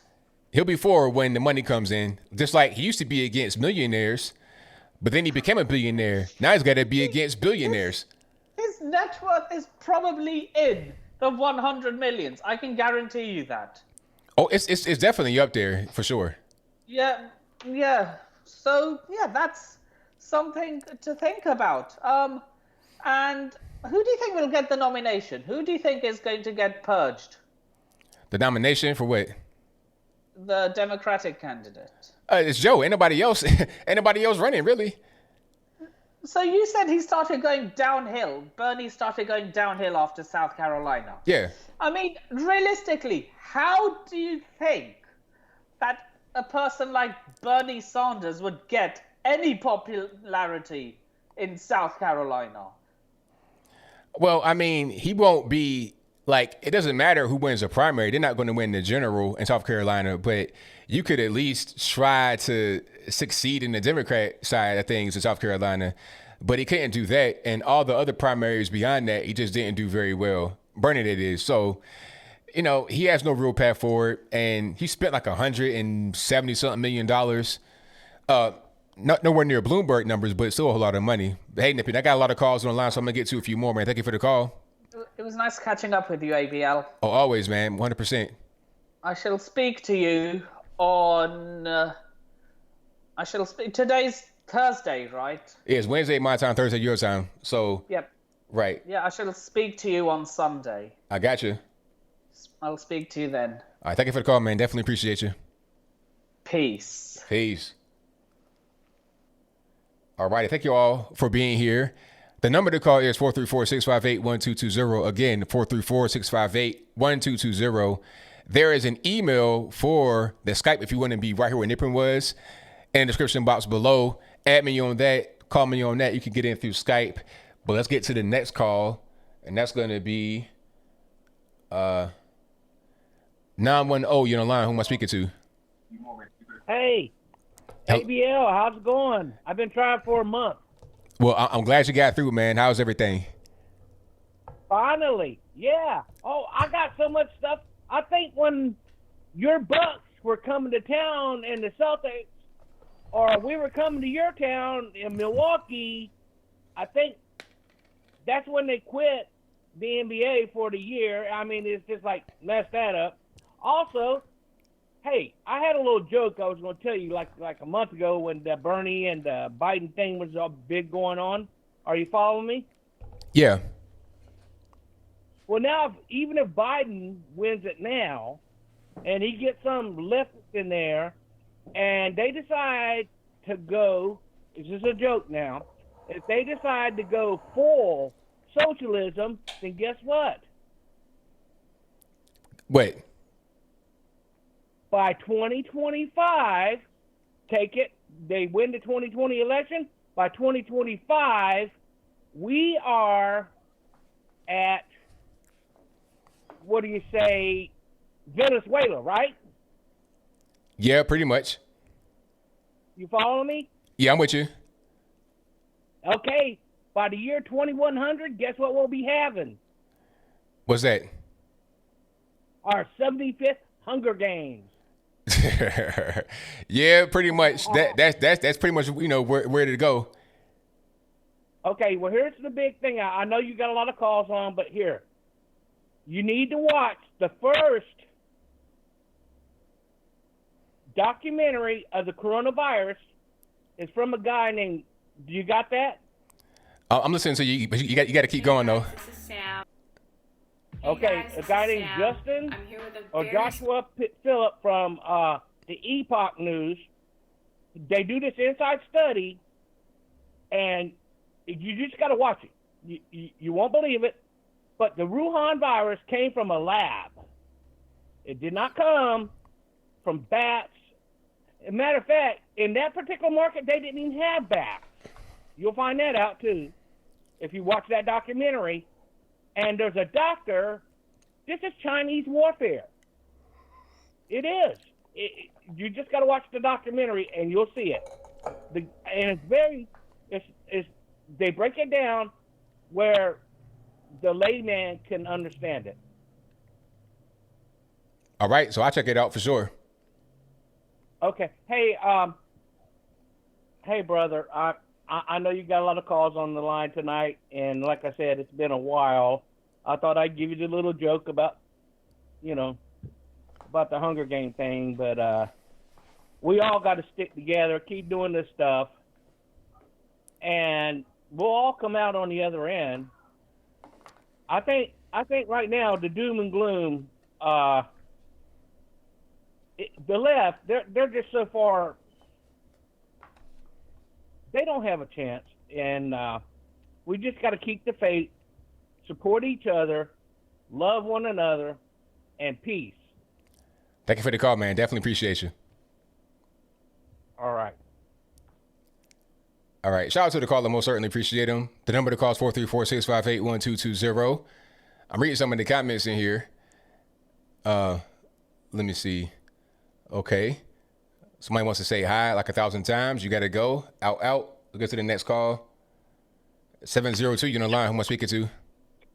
Yes, good evening, Mr. Logan. This is the Red Pill Barista from San Francisco. All righty, man. What's going on? How are you doing this evening?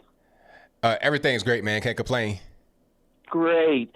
I just wanted to tell you a real quick story. Well, it finally happened. A good friend of mine in Seattle left his house at 8:30 at night to get aspirin because his 6-year-old had 101 fever, not a corona. She was already checked, but she's always had these fevers. So he went out to get some aspirin. Well, one of the neighbors made a friendly call to the police department. A half a block away, they pulled over, told him he was violating, and they actually told him that the neighbor, one of his neighbors, they wouldn't mention who, reported the violation. $500 fine. Wow. For going out at 8:20 to get aspirin. He begged the police. He told them, he said, my child is sick. If you want to come back to my apartment, I'll show you my child. And the police told him, it doesn't matter. You're endangering the city, according to the mayor. So this man, who was recently laid off in Seattle, now has a $500 fine and a misdemeanor criminal record that'll have to go to court to get expunged. Wow, that's crazy. A criminal record for getting his daughter some aspirin? That's ridiculous. That's what they told him. They said, this is a misdemeanor. However, if you want it expunged, you're going to have to go to court when the court's open, and they didn't even tell him when they would be hearing the case. This man had never even had a traffic ticket, and now he's a criminal. Can you believe it? In the United States of America. Secondly, let me just say one thing. I finally caught up to your debate videos that you put on about a year ago on your channel at YouTube, and one of them of particular interest. First of all, I want to say, Mr. Logan, you had that Samuel L. Jackson look going on back then. You know, that was cool. You look like if you put on a leather coat, you could have shafted those debaters. Congratulations, you look really fine. Well, you debated, I don't know if you remember, you debated this woman lawyer about reparations. Yeah, Reese. I remember, yeah. Yes, and the reason I'm bringing this up is because the Democrats are now bringing up reparations again. Unbelievable. So I said, let me go and look at that video. I'll tell you something. You made Swiss cheese out of her argument. What a dumbass. Sorry to say it like that, but she was a dumbass. She was, first of all, half her facts, I checked on Google, were B capital S.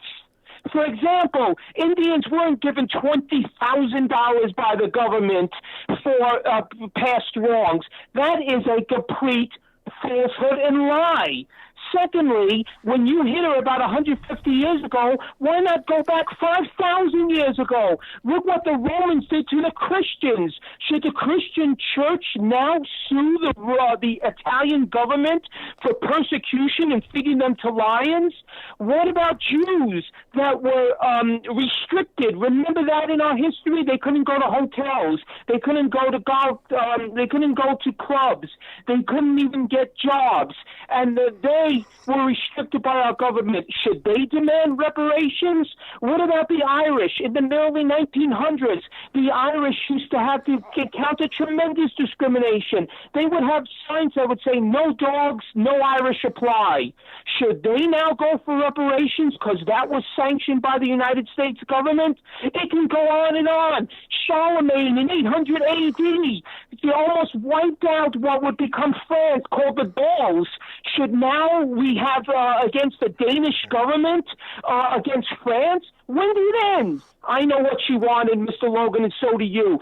She wanted a perennial welfare check. And I'll tell you something about that. Because do you think if you pay every African American $1,000 that all of a sudden they'll say, hey, let me give out my hands and shake your hand. You're my friend now. Slavery never happened. Come on. She knocked on well. It's going to be generational. 20 years from now, they'll go, well, my parent got the check, but I didn't. Look, I can't believe she's a lawyer. What school did she go to? How can you become a lawyer and be a dumbass like, well, then again, a lawyer. But still, she was a certified moron. Now, let me tell you something real quick about China. The WHO should be changed to the WHO, the China Health Organization.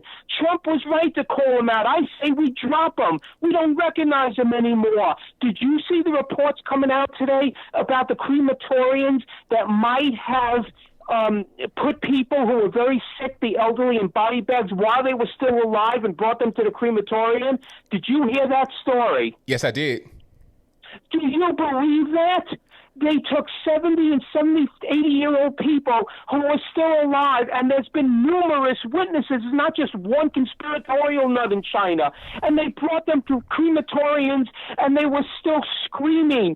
They had dozens and dozens of people in the streets who were screaming from those funeral homes as they burned people. I can believe it because the Chinese have lied. There's a good friend of mine who lives in San Francisco whose relatives live in China, and he said that one of his best friends works in one of the funeral homes, and they said that the amount could be 20 to 30 times higher, the deaths, than they reported. They are scoundrels over there, and if we forgive them, forget it. Forget it. I will never eat another Szechuan pork, which I don't eat anyway. I'll tell you, it's lousy food anyway. Do you ever taste the sodium in it? Now on to Kamala Harris. Did you see today the article on Fox News about Kamala Harris, how she knocked Trump, saying that he couldn't multitask and it was his fault that the coronavirus spread? Did you see that? No, I didn't.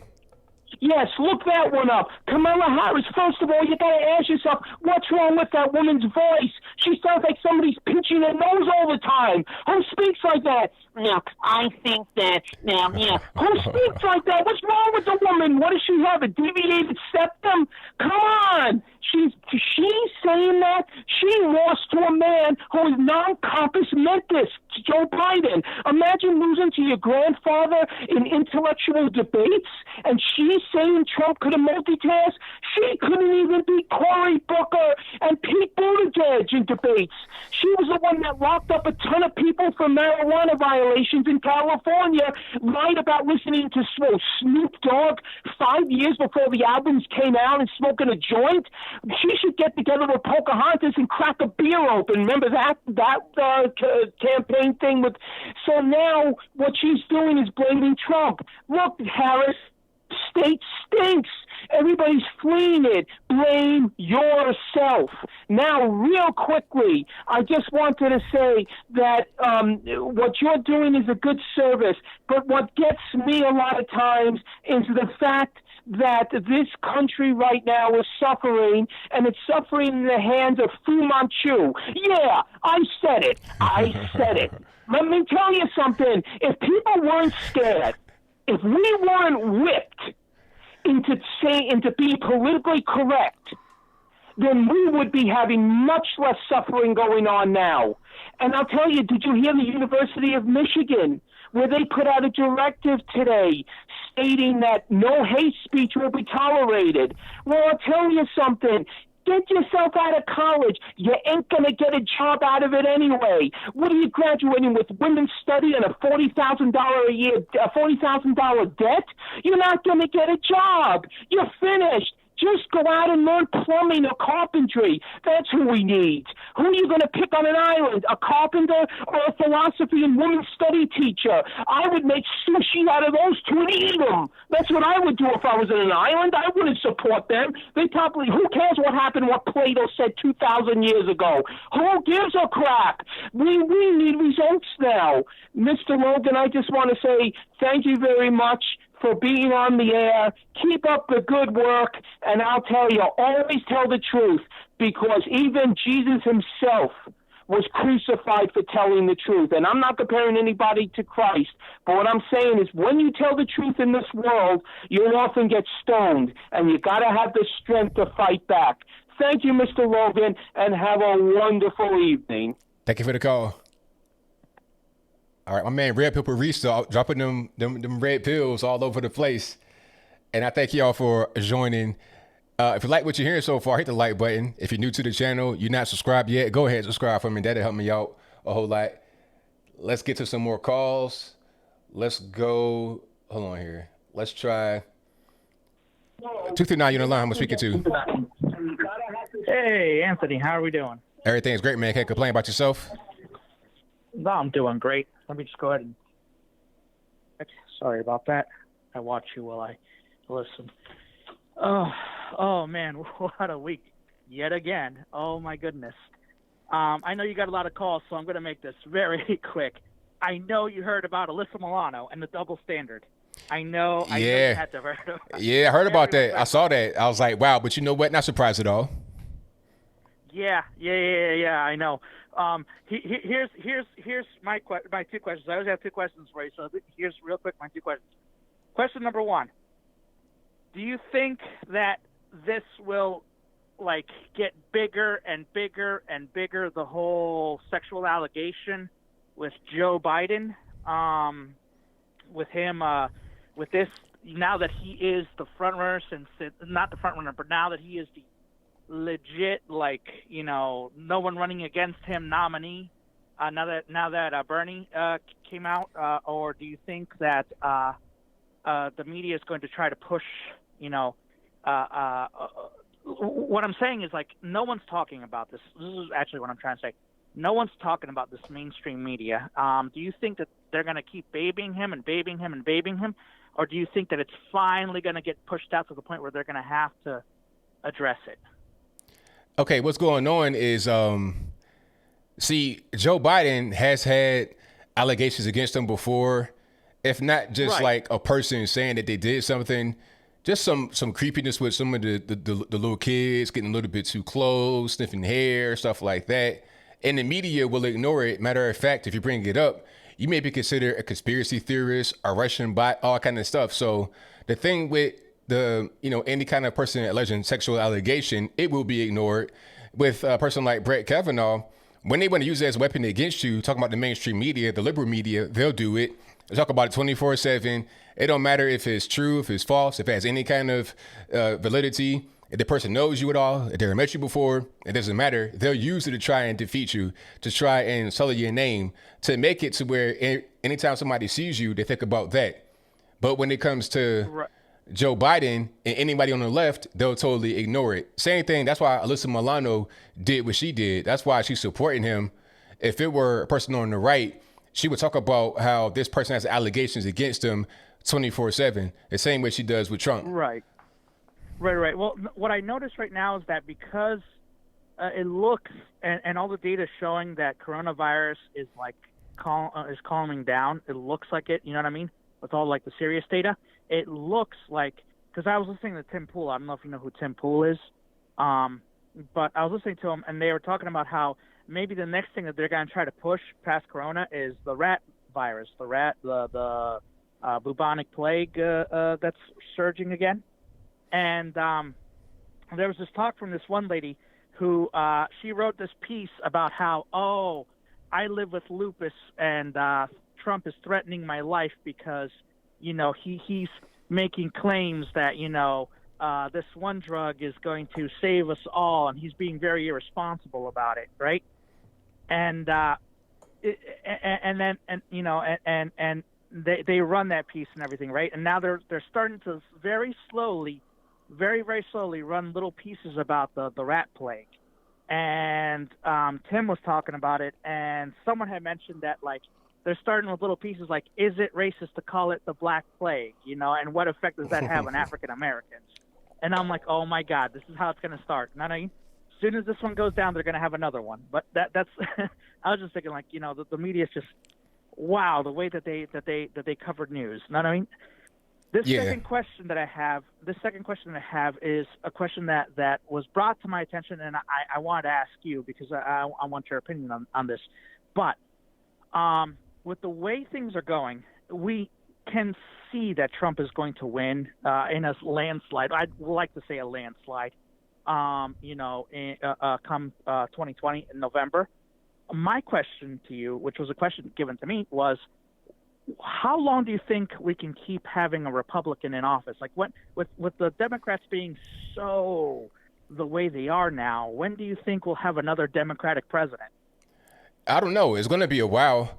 I mean, I can't predict the future, but it's going to be hard to see. It's hard for me to see anybody on the Democratic Party being in office anytime soon, because they are purporting themselves to be one way, but when they come out there for the presidential election, it's something different. They talk about how they're young, they're energetic, they're diverse, and they have candidates that kind of fit that bill. Your Andrew Yang, Tulsi Gabbard, Kamala Harris.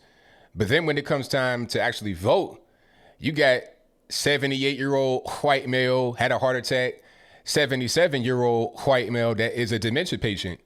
So until they get their own things together, they're not really going to be able to get anybody in there, because what they say they are and what they actually are when you go out there and actually have time to vote is not the same. So they got to tighten that up within their own party. Right. And they got to also get their base rallied back up as well, because if they can't get the base rallied up and the party tightened up, you can't actually have that translate into success in the presidential race. Right, because what they say they are, Tulsi Gabbard checks off all the checklists. Yeah, 100%. Everything on the checklist is she's a strong, independent woman who's been an army, captain or whatever. She is legit everything they preach about. But yet Joe Biden, who has zero chance now because of just how bad every single one of his showings is. Like, every time he raises his head, it's like whack-a-mole. Every time he pretty much. Himself, and it's just oh my goodness, it's they're gonna have to groom a Barack Obama 2.0. That's what's gonna have to happen. That's right. You know what I mean? And Obama's gonna have to run. Anyway, thank you so much for everything that you do and for the entertainment during this time. You know what I mean? Thank you. Have a good one, man. Thank you for the call, man. Appreciate you. Bye. All right, shout out to the caller. Let's get to some more calls here. I'm gonna try to get to everybody as soon as I can. The phone lines are jumping, but let's get to some more. Let's go to. Okay, let me see here. I have somebody I wanted to pick up. Oh, I see you on the line there. Okay. All right, caller, I have your name. Can I say your name or no? Yeah, you can say it. All right, Aaron, what's going on? Hey, man, how's it going? Everything's good, man. Can't complain. Glad to hear it. I actually got a chance to meet you a couple of times back at the Black Leadership Summit last year, and a couple of Brexit events since I've been active with them. So it's real good to talk to you again, man. Oh, likewise, man. I recognize you from those. Definitely. I saw you right. Like, man, I know that guy right there. So good to see you again, man, for sure. Yeah. So I'm gonna keep it quick. I know you got a lot of people on the line. I just been hearing a lot of people saying a lot of negative stuff about hydroxychloroquine, and just to clear up some of the misconceptions. One of the things we were having a conversation, my father and I, earlier, and it's been rated the most effective therapy by doctors, like, globally. It's been on the Washington Times. They've got a report about it. So, I think a lot of people need to hear about that.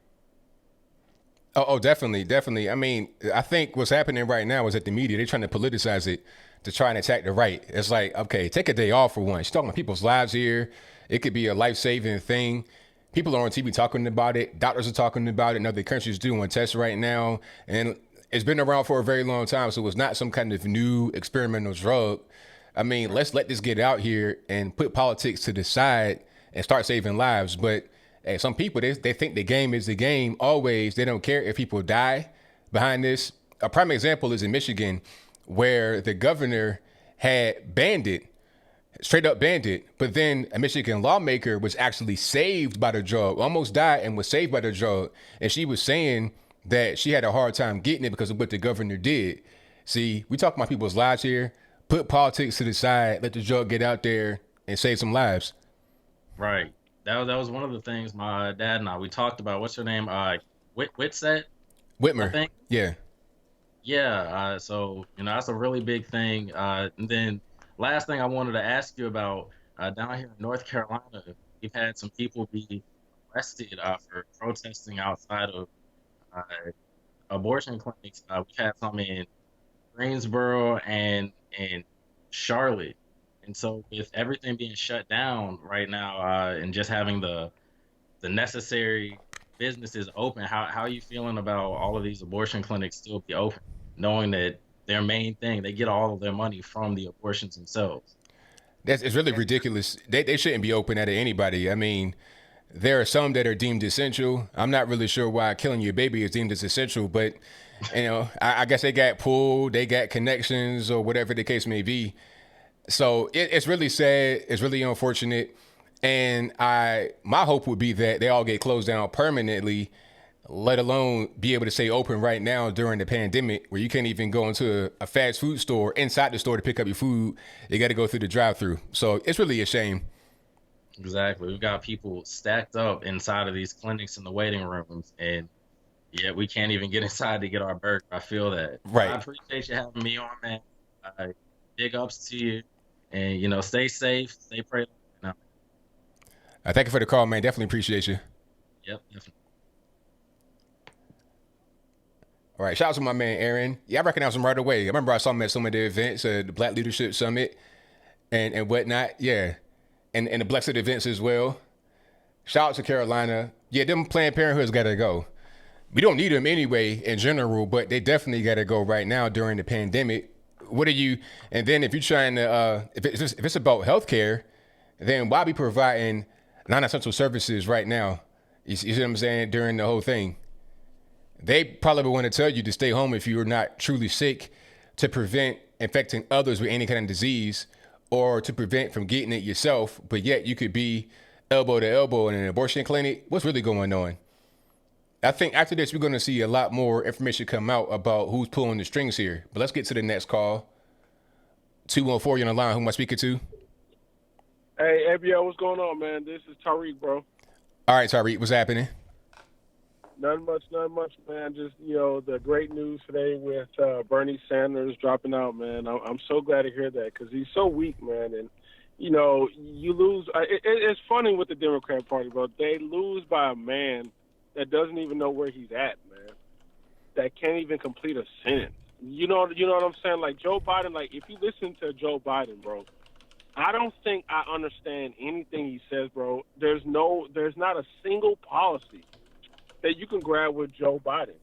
And Bernie Sanders could have smashed him on that, but because Bernie Sanders wanted to play nice, because in Bernie Sanders' mind, the only person who's bad for America is Donald Trump. Donald Trump is the worst person ever, which is a load of crap, which is a Democrat talking point. That's not a revolutionary talking point. If Bernie Sanders was a revolution like he said he was, he'd be calling out both parties. But, his supporters, I think they can't see that Bernie Sanders really, I don't really think he was running the campaign to win, man.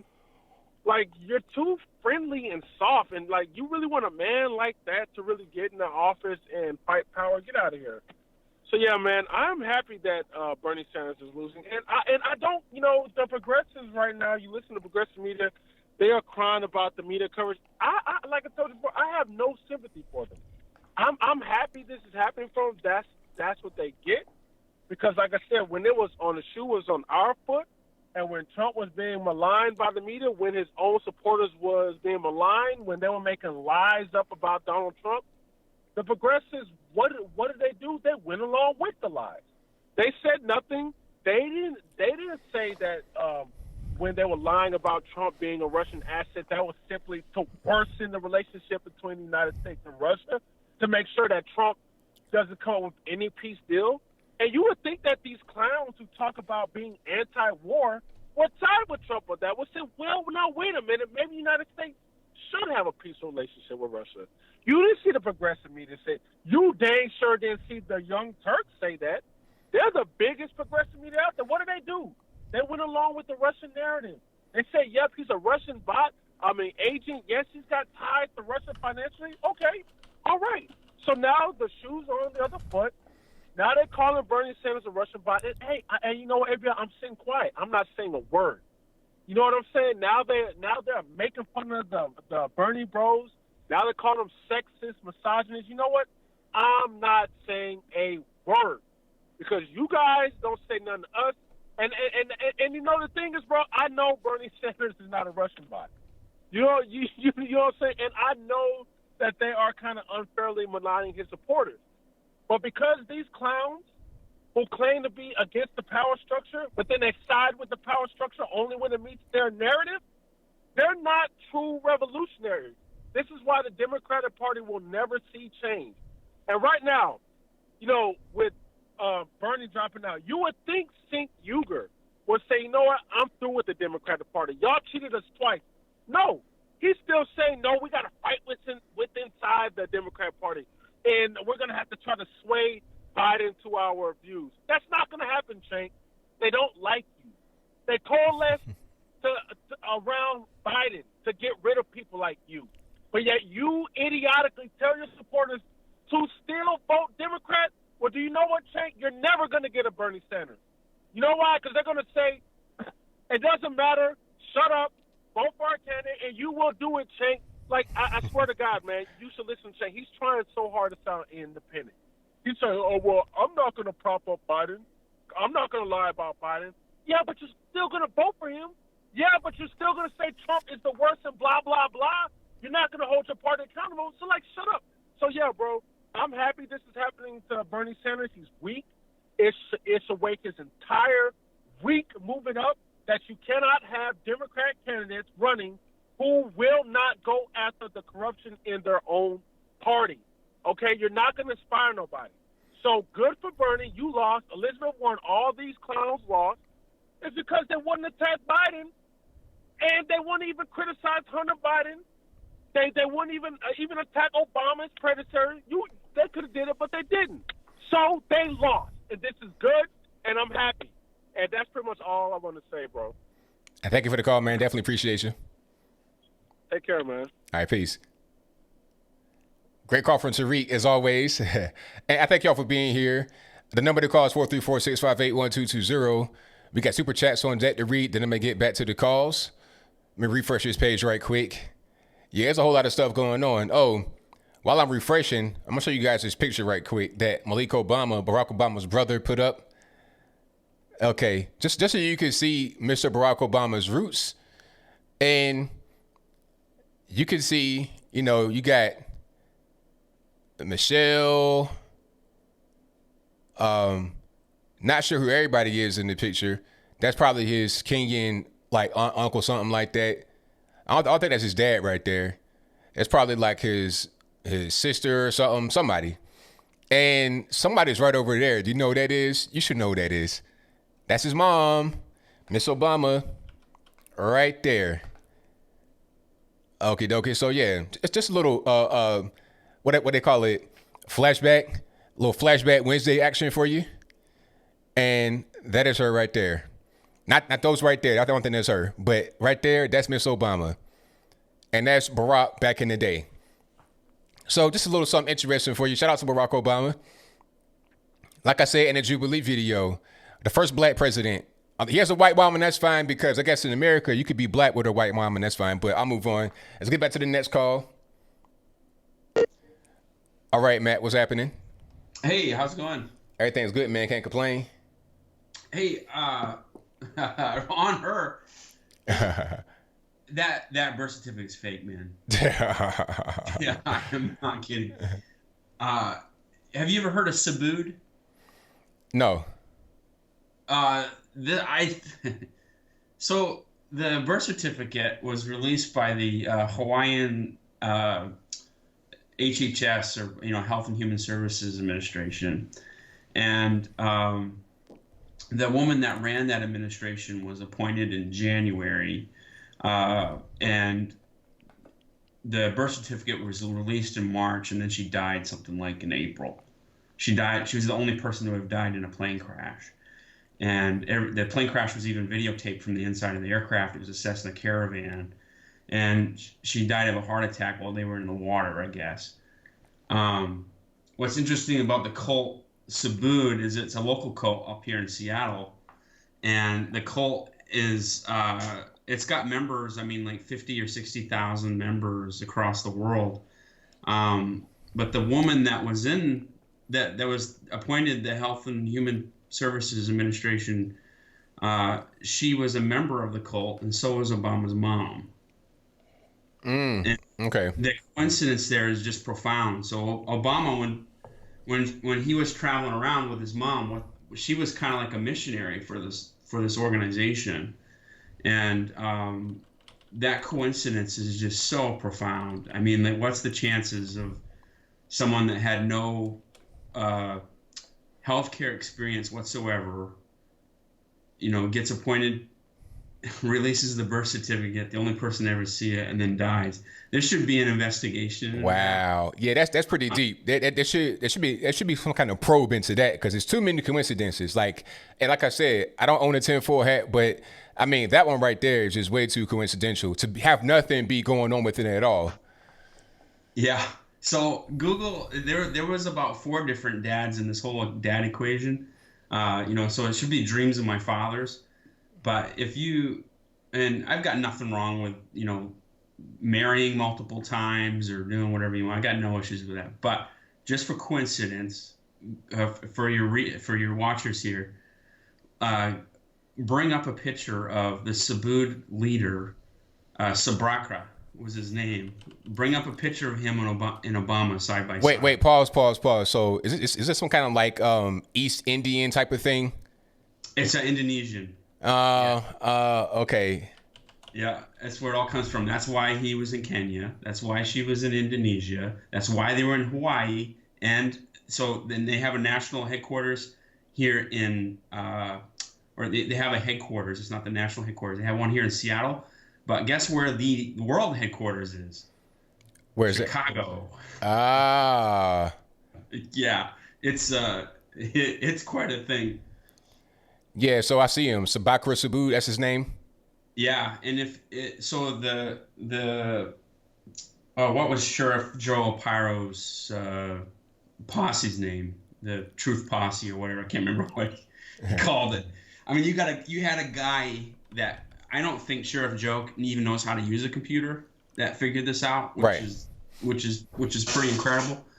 But he found this whole birth certificate thing went several layers deep. Like you don't have to doubt that Obama is an American citizen, right? Or that he was born in the United States or whatever. Like let's not even put that question on the table.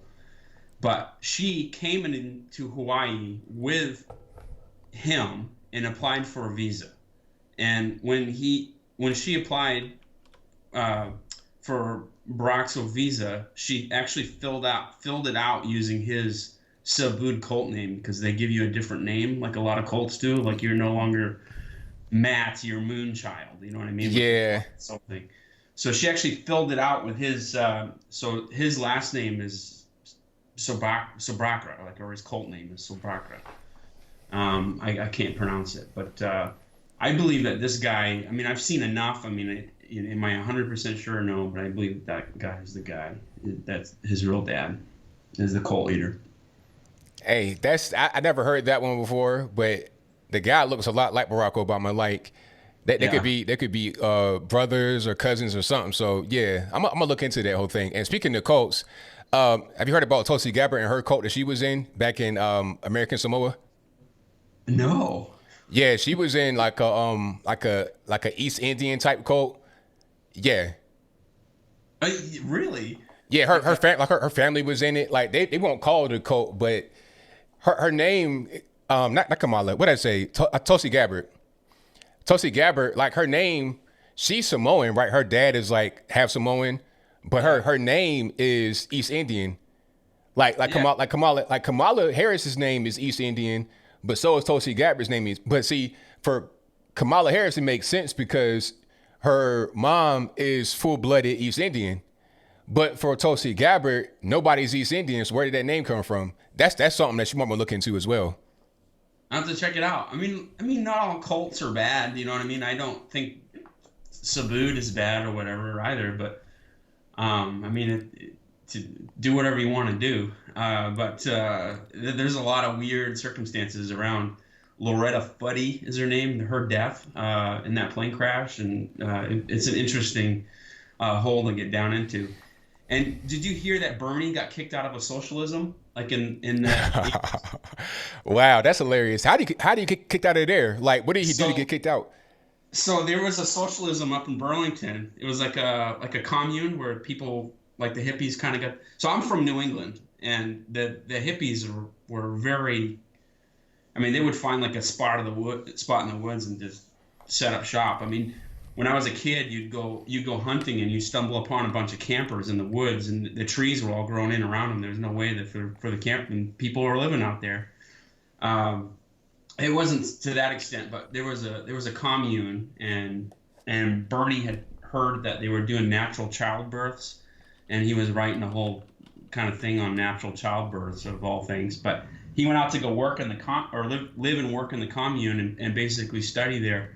And the leader of the commune wrote in a book in the 80s that they had to kick him out of it because he was skirking work and distracting everybody with all of his manifesto. And she said, "You got to work or leave." And so they got rid of him. Wow. And then on the 2 points to let you go here, I don't think Joe Biden is going to get the nomination. I think they're going to suspend the rules and they're going to nominate somebody like Kumo or somebody. Joe's not going to do it. So they're going to throw out the whole primary is what they're going to do. Now, but you know what you're saying might make sense because Bernie Sanders dropped out allegedly, but he says he wants to still remain on the ballot to get delegates. And the reason why he may do that is because if he's still getting delegates, Joe may not get the required amount to get the automatic nomination. And if that happens, you go to a convention. And if they go to a convention, they can pick anybody. They could put Hillary Clinton in there if they want to. So that's a good point you made. Yeah, and so I've been to the Republican conventions a couple times, and it's 60% to suspend the rules. And then I think it's the same with the DNC, but they have super delegates that have more of a vote. So if they could suspend the rules, and honestly, I think Joe would probably go along with it, and they'll nominate somebody else. Right. And the last point before I leave you, I know some people that are using Trump's hydroxychloroquine. Do you know how to say that? Chloroquine? Yeah, you're saying it right. Yeah. I know people that I'm surrounded by a lot of liberals out here, and I know of people that have coronavirus, and I know that they're actually in the double-blind study for that drug right now. And I have some weird feeling that people might even pretend that the drug isn't working to just tank that whole thing. Yeah, they might try, but I think they might have some ways around that. I think, I'm not really sure, but I mean, I think that it should be tried on people that actually have the virus, and then if it's working, I think they can do tests. Even if you try to act like you don't have it, they can still do tests and see what's going on. But hey, man, we kind of been going along, so I got a few more calls I'm going to get. So thank you for the call, man. All right, now. All righty. Shout out to my man, Matt, for the call. Most certainly appreciate him. And thank you to everybody that are still watching. So, yeah. Now, Tulsi Gabbard, speaking about her right quick, she was part of this group. She's a Hare Krishna. And she was part of a group called ISKCON, and there's a guru and everything. And that's why they have Indian names and the whole thing. And her family was in it. Her mother is white lady from the United States, but somehow wound up on American Samoa with her father. And they were in it. She kind of grew up in it.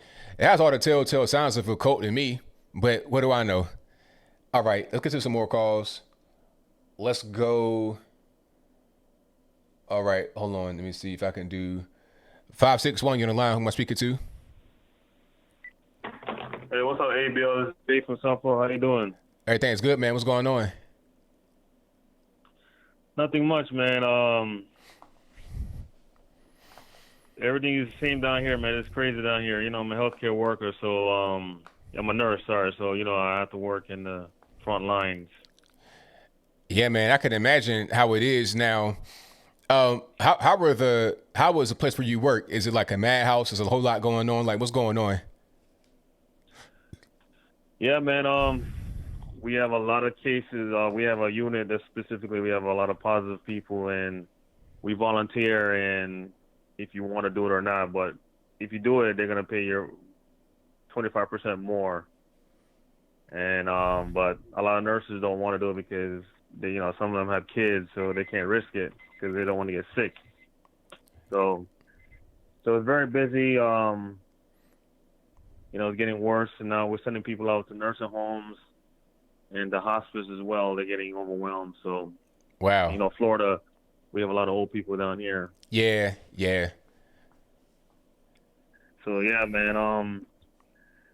Yeah, man. So yeah, I really want to call you because, you know, I barely go on social media, man. I finally checked out your Instagram, and I saw your girlfriend, man. She's very beautiful, man. Congratulations. Oh, thank you, man. I appreciate that. Yeah, man. I'm jealous, man. Anyway, I'm joking. Yeah, man. How do you meet? You guys just meet in person, or you meet on not the other way, like through a friend or anything else? Well, I might not be able to tell that story. I might tell it later. Oh, okay. No, it's okay. You don't have to do it personal. It's all right. Right. By the way, I did see you in Jubilee, man, and man, I don't know what to say, man. That MAGA lady was very random, man. That lady was too random for me. She's all over the place. I think that was a plan, man, but he's like 1.5 conservative. You're the full conservative. You hold your ground, but she was a half. And then Kevin Martin, man, this guy is not even a conservative. He's like, he was confused. You don't know whether he's a liberal or a conservative. And I knew him before when he was dissing Trump on CNN. I said, okay, he's something wrong with this guy right here. He's confused. And then he asked the lady if she was educated. And then later on, he's talking about, I'm a Christian, but I support LGBT rights. But if you say that she's not educated, well, you sound like you're not educated in the Bible. I mean, you don't have to. You're not hating them, but you don't have to support. If you're a Christian, you're not support what they do. But I don't know. He was very confused like that. I don't know. He was like, not as he was not conservative to me. Yeah, you know, and I've met Kevin before today, and we had a talk before the whole thing was going on. And what he was telling me is that, you know, the whole politics thing is kind of just wearing on him. It's not really, you know, he just kind of wants to live like a normal life because he was really, really in it like a lot of us were, but he's not so much anymore. So I respected that. I understood that. He kind of is like a more of a moderate person. To call him conservative might kind of be stretching, in my humble opinion. He's just a moderate guy. But and then as far as Lady Cage, I think she's not really used to doing things like this because Kevin been on TV before. He been on, like you say, been on CNN. He's been out there on television a lot, so he understands how to speak a little bit. And I, of course, have been on TV all the time. I do YouTube, of course, so I know how to speak a little bit. But her, I'm not really sure. And the other people, they were just kind of out there a little bit. But everybody was cool at the end of the day. One thing I will say is that everybody was super cool. The staff was nice. The people that were on the set, they were cool. It wasn't a whole lot of cussing and fussing. But also, it was a lot that was not actually in there. We were there for about 3 hours to make that video that was about 20-something minutes. So it was a lot that was not actually shown. So it was a good experience, although some people didn't look as good as they could have looked on screen. Yeah, and they were missing out one liberal. Now that would have been too much for you. No, I'm joking. You can handle all of them, but it was like one versus like five, well, one versus 4.5. But that black girl who was light skinned, she was bringing facts to you, and then you were getting into her, and then they cut that part off. So yeah, like that was interesting. They did not want us to really be up there debating. Really, they wanted to be more of a discussion. So we would kind of like right when we were getting ready to get into like a debate almost. It was like, okay, reset, and then we gotta go back to the back and stand in the light or whatever. So we really couldn't get too deep into it. And she was a lawyer, so she debates for a living anyway. She's a public defender. I mean, yeah, it seemed like it. Yeah, so she probably would like to debate. Although some things she said weren't really right. Like she your PD, you might get locked up anyway. She was cool. But they didn't really want us to actually debate on there. And also, it was a liberal person that was supposed to be there, but they had canceled at the last, like that morning they canceled, so they couldn't get a replacement. Yeah, because they should have another conservative back here, but it'd be too overwhelming. Jubilee don't want to look too bad, but I understand it was just a discussion. It wasn't a debate. Mm-hmm. I looked this up. I don't know if this is. It seemed like I saw this on CDC, but you remember the H1N1 was the swine flu? Yeah. I was total of all the deaths, and it said that it was like between 150 to 575,400 died worldwide in 2009, and 1.4 billion was infected. At that time, the media wasn't very outraged about that with the swine flu, and they didn't tell people to stay home. But then I realized 2009. Who was president in 2009? Oh, yeah, that guy. Yeah. Oh, yeah. I mean, it political. was all good back then. Anthony Fauci was on TV talking back then. He was super calm. It was no problem. Everything's all right. They didn't shut anything down. None of this was going on. Now they want to say it's different, all this and that and a third, but plenty of Americans died. Thousands of Americans died. People all over the world died. It wasn't this whole big shutdown and freak out. So I think it's just we're doing a little bit too much, and then they're like trying to inflate the numbers. They're inflating numbers in some places, and then also they're lowering it in different places. Like China. China says they had like 3,000 deaths or 4,000 deaths. Like it don't make no sense. Italy had 10,000 deaths when China said they had 4,000, and it started in China. In that particular area where it started, it had like 50 million people. So how do you have 4,000 deaths from this pandemic in the area of 50 million people? It don't make no sense, but that's what they say. Yeah, made no sense. Yeah, Bill, and this is the last thing. When it was, during this pandemic, they consult certain doctors, and I seen this one guy. He's always on CNN, ABC, even TNT Sports with Charles Barkley and Shaq. They invited that doctor. His name is Sanjay Gupta. His name? Yeah, Sanjay Gupta. Yep. I'm you could tell TNT is biased because you guys are black men. You guys could have invited your own black man, which is Ben Carson, but we know why you don't invite him. But he talked like, everybody like they love Sanjay because he's so smart and, he's a doctor and whatever. I looked up his background. I compare him to Ben Carson because both of them neurosurgeon. And, at his age, he's only 50 years old. He's still associate chief of his hospital in Grady Memorial in Atlanta, Georgia. And Ben Carson, at 33, was the chief at Johns Hopkins, which is a better hospital than his. And this guy get more respect than Ben Carson because he's Democrat. I said, wow. You see, I'm glad I look at these things because it shows that how the media only accept you only if you're a Democrat, but when you're a Republican, they discredit you. But Ben Carson been a neurosurgeon 30 years. Gupta left his position full time when he got a gig with CNN in his 30s. So it's like, but I'm impressed when I read Ben Carson thing. I still no one have yet to be in his level, but for the media to put Gupta and everybody inviting him more than Ben Carson shows that it's biased. It's not about credentials. But anyway, that's all I wanted to say. All right, thank you for the call, man. Definitely appreciate you, and stay safe out there, man. Yeah, man. Thanks, Ash. Talk to you later. All right, now. All right, bye. All right. Great call from my man Jay from South Florida, who is a nurse in Florida, South Florida, where it's getting kind of hectic out there with the virus. And I want to thank y'all for being here. I got super chats to read. I almost forgot about that, but I didn't forget about that. Thank you to John Kirsch for the donation. It says victory with the emoji. I appreciate you for that one, boss. Thank you to Mandatory Carey, who says, God bless Brett Crozier, our next Secretary of the Navy. Is that what you think? Probably joking. Thank you for the donation, man. Definitely appreciate you. Shout out to Pineappleotomus, who says, Wim Hof breathing saves lives, man. No one cares. Alrighty, thank you for your donation. Shout out to Draco and Kodak, who says a doctor here in Broward County passed away after testing positive for corona. An article about him said he died of the virus, but his obituary said natural causes. 67 years old. One thing I did see was that I think Dr. Burks got on TV and said that if you have the virus in your system, but you die from whatever, it'll be listed as a coronavirus death. So what's really going on with that? But thank you for your donation. Definitely appreciate it. Shout out to PyT61, who says this coronavirus lockdown is what socialism looks like. Wake up, people. Yeah.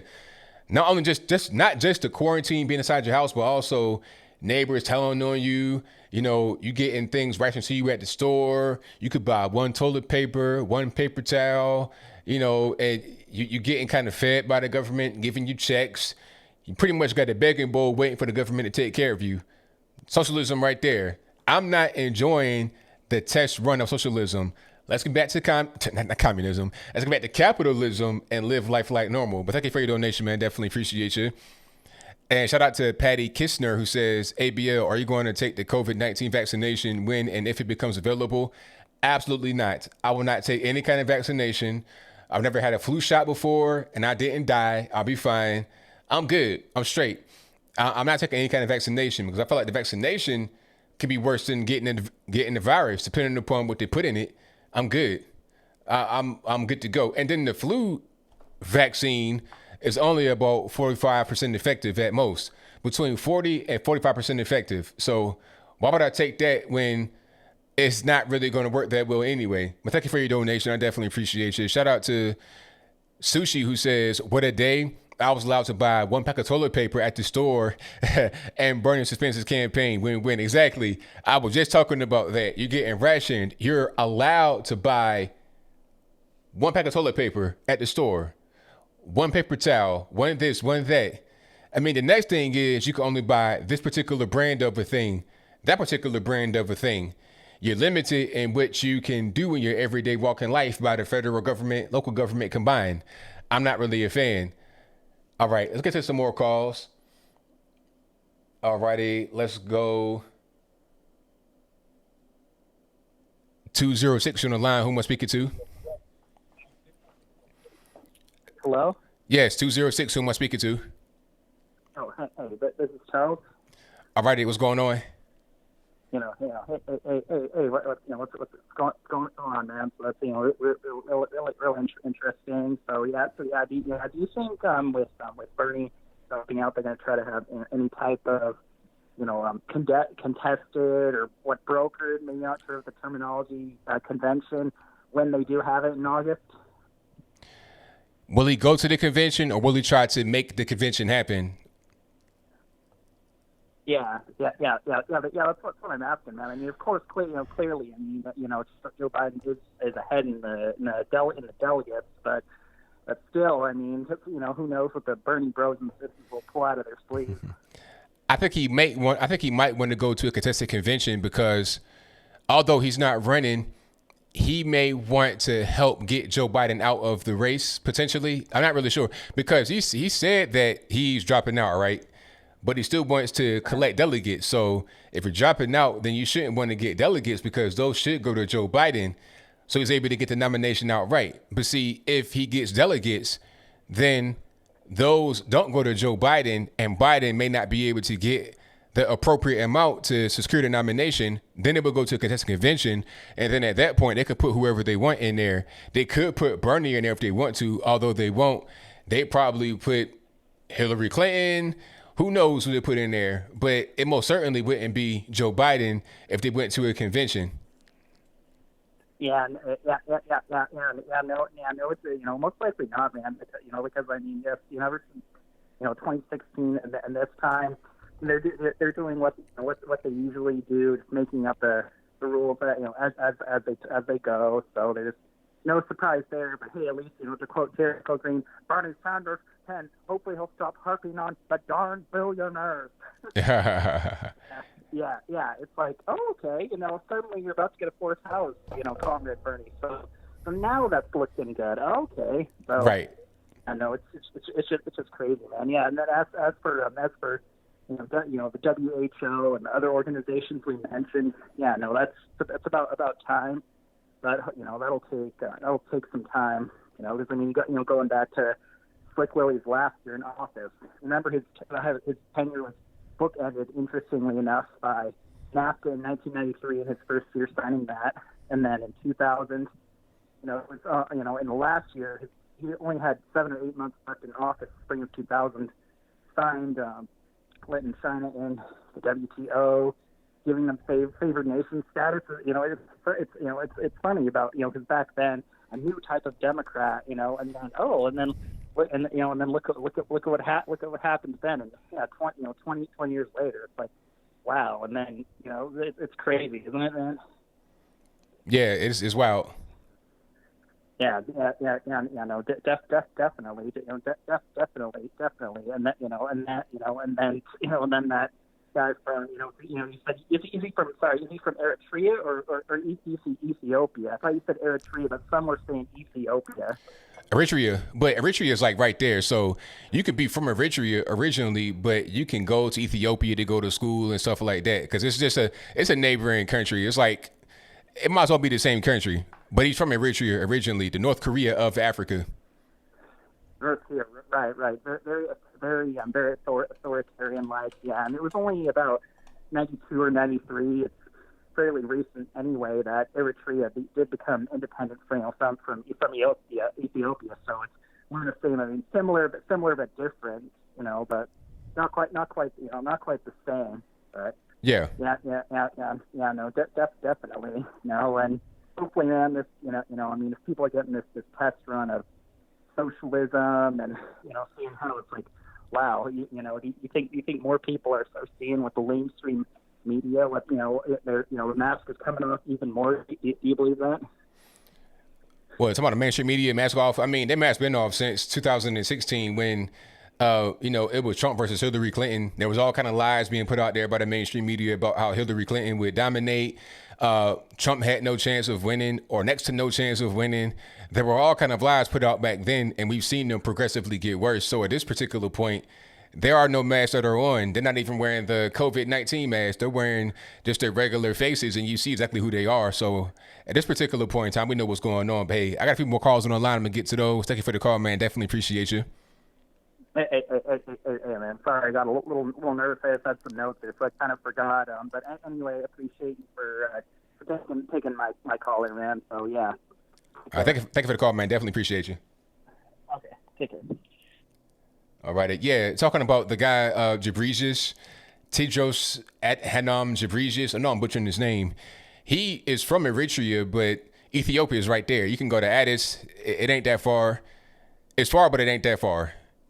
Okay, let's get to the next call. 434-658-1220 is the number to call. So let's go. All right, call you on the line. 847, who am I speaking to? 847. Yeah. Hey, I wanted to throw a different kind of take on this with the WHO and or the UN. I mean, let's face it, China's buying the WHO and the UN. It's not that the UN is anti-America or even the WHO is. China spent, almost $2 trillion since 2013? They're spending money all across Africa and with the EU. They spent money over 139 countries. They're outspending us in support for any other countries. And they're doing it in two ways. They're spending money with construction projects, and they're spending money with just giving it to them. Yeah. So, I mean, it kind of puts them in a bad situation. You know what I mean? So why did the UN put them on the council? Because they had enough votes to do it. Because they bought the votes. It makes sense to me. I mean, because they're all over the world, yeah. So it's not that the UN or the WHO are bad organizations. It's that they're being bought. Well, that makes them bad. Exactly what they are, right? That makes them bad. That makes them corrupt by nature if they can be bought, because World Health Organization, is it the World Health Organization or the World, who gives us the most money organization? Which one is it? Well, no, don't think of it like that. Okay, so the UN is made up of a bunch of nations, right? Mm-hmm. So if all those nations vote a certain way, is the UN bad, or are the nations that are voting that way bad? You know what I mean? So that's where it ultimately falls down to. China is not buying the UN; it's buying the votes. So those nations are voting ways that China wants. Okay, I see. So you're saying you're saying that it's the nations that are being purchased by China, and then they're going to the UN and they're voting a certain way. So it's like, okay, let's say you have DRC Africa, right? And they get all kind of construction projects in Kinshasa or whatever it is. So the Chinese government says, hey, you know what? We're giving you this for free, but we need you to vote for us a certain kind of way in these particular organizations. And then they do the same thing all over the world. I see what you're saying. Exactly. And they're doing it in 139 countries. I mean, if you look at a map of where China's spending money, it's insane. It's pretty much the entire world. And they're not spending little money. I mean, like I said, I think it was like $2 trillion since 2013. So it's spread out. They spend far more money than we do on foreign aid. We spent like $50 billion last year on foreign aid. I think it's like 10 billion of it goes to the WHO. Just to give you an idea what kind of money is going out there. And the WHO is part of the UN. So it's not like the WHO is like a branch of the UN, right? Mm-hmm. So that's where the WHO gets its money from. So you can defund the WHO, but you'd have to do it through your donations that are going to the UN. That's who, like, the UN funds things like UNICEF and all kinds of other stuff. There's a whole litany of organizations that money comes from the UN. So that's where, I kind of look at it and I go, well, you get a choice now, right? Either if you want to compete with China, well, then you got to get out there and compete with China, like we did with the Soviet Union. I don't understand why we would back off. I think we should be coming at China as aggressively as we did Russia back before when the Cold War was going on. We should be shutting them down, not letting them grow. We're letting them control what the world thinks. But the question is, how do you really combat that? How do you really, because what China is doing, like, speak on Africa especially, what China is doing are unethical things that the West get criticized for, and we can't really even do. Like, what they go in there and do is, they got, I think they got 4 plots of oil in Nigeria, and they built a shoddy railroad system and gave them a football stadium. I mean, stupid stuff. If we did that, it would never work. But since China is there and they're relatively new as far as being a big time trade partner like that, it's not really seen as somehow wrong.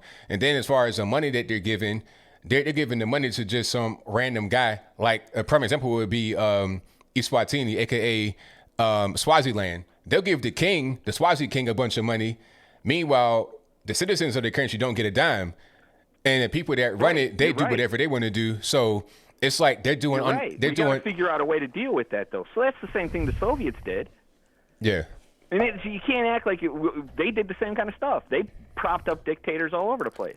Now, don't get me wrong, so did we. I mean, we can't turn around and be like we were innocent.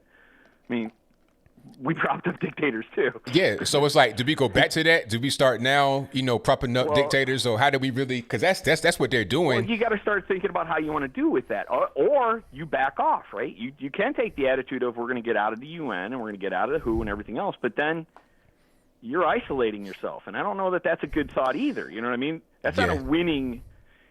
That's there's still only one planet, and if the bulk of the planet has a different opinion in the United States, next thing you know, they're going to impose it. Mm-hmm. So, yeah, I mean, see, you kind of got to play too. You know what I mean? Mm-hmm. It's kind of one of those situations that we're screwed either direction. Yeah, I see what you mean. And so, in my opinion, I would rather than retreat, I would rather push forward.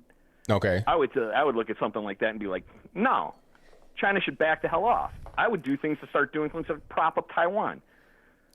Anything that would infuriate them, knock them off their game. Stop letting them decide how things go. Start making them look like the asses they are. Yeah, but see, now, if you start dealing with Taiwan and Hong Kong and Tibet, now you're going to have to deal with a potential conflict. Maybe like a little proxy war or something like that from China. That's just it. China's not ready for a conflict either because their economy really is a paper tiger. They're a communist country. They get by with all this because they print their own money. They decided what the yen is worth.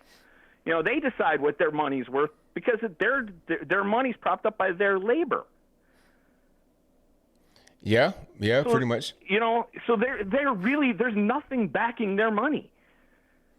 If you push at them and they actually have to have a conflict, their whole economy will collapse. If you embargoed China, if the United States used its Navy and just shut down China, no imports or exports, China would collapse in a month. But see now, okay, they don't have anything. But now the next all their imports. But now the next thing is that China owns a lot of our debt and a lot of our actual land over here. They own certain companies. They own Smithfield Foods. We're kind of like connected to them in a really uncomfortable way. So how do we deal with that? If we were to collapse, then we suffer as well. Well, there's that side of it. You're right. They do own a lot of things here, and then we've seen with other wars. As soon as you go to war, you can reappropriate everything they own. You could eliminate any debt you had to them. You could say it's gone. We wrote that off.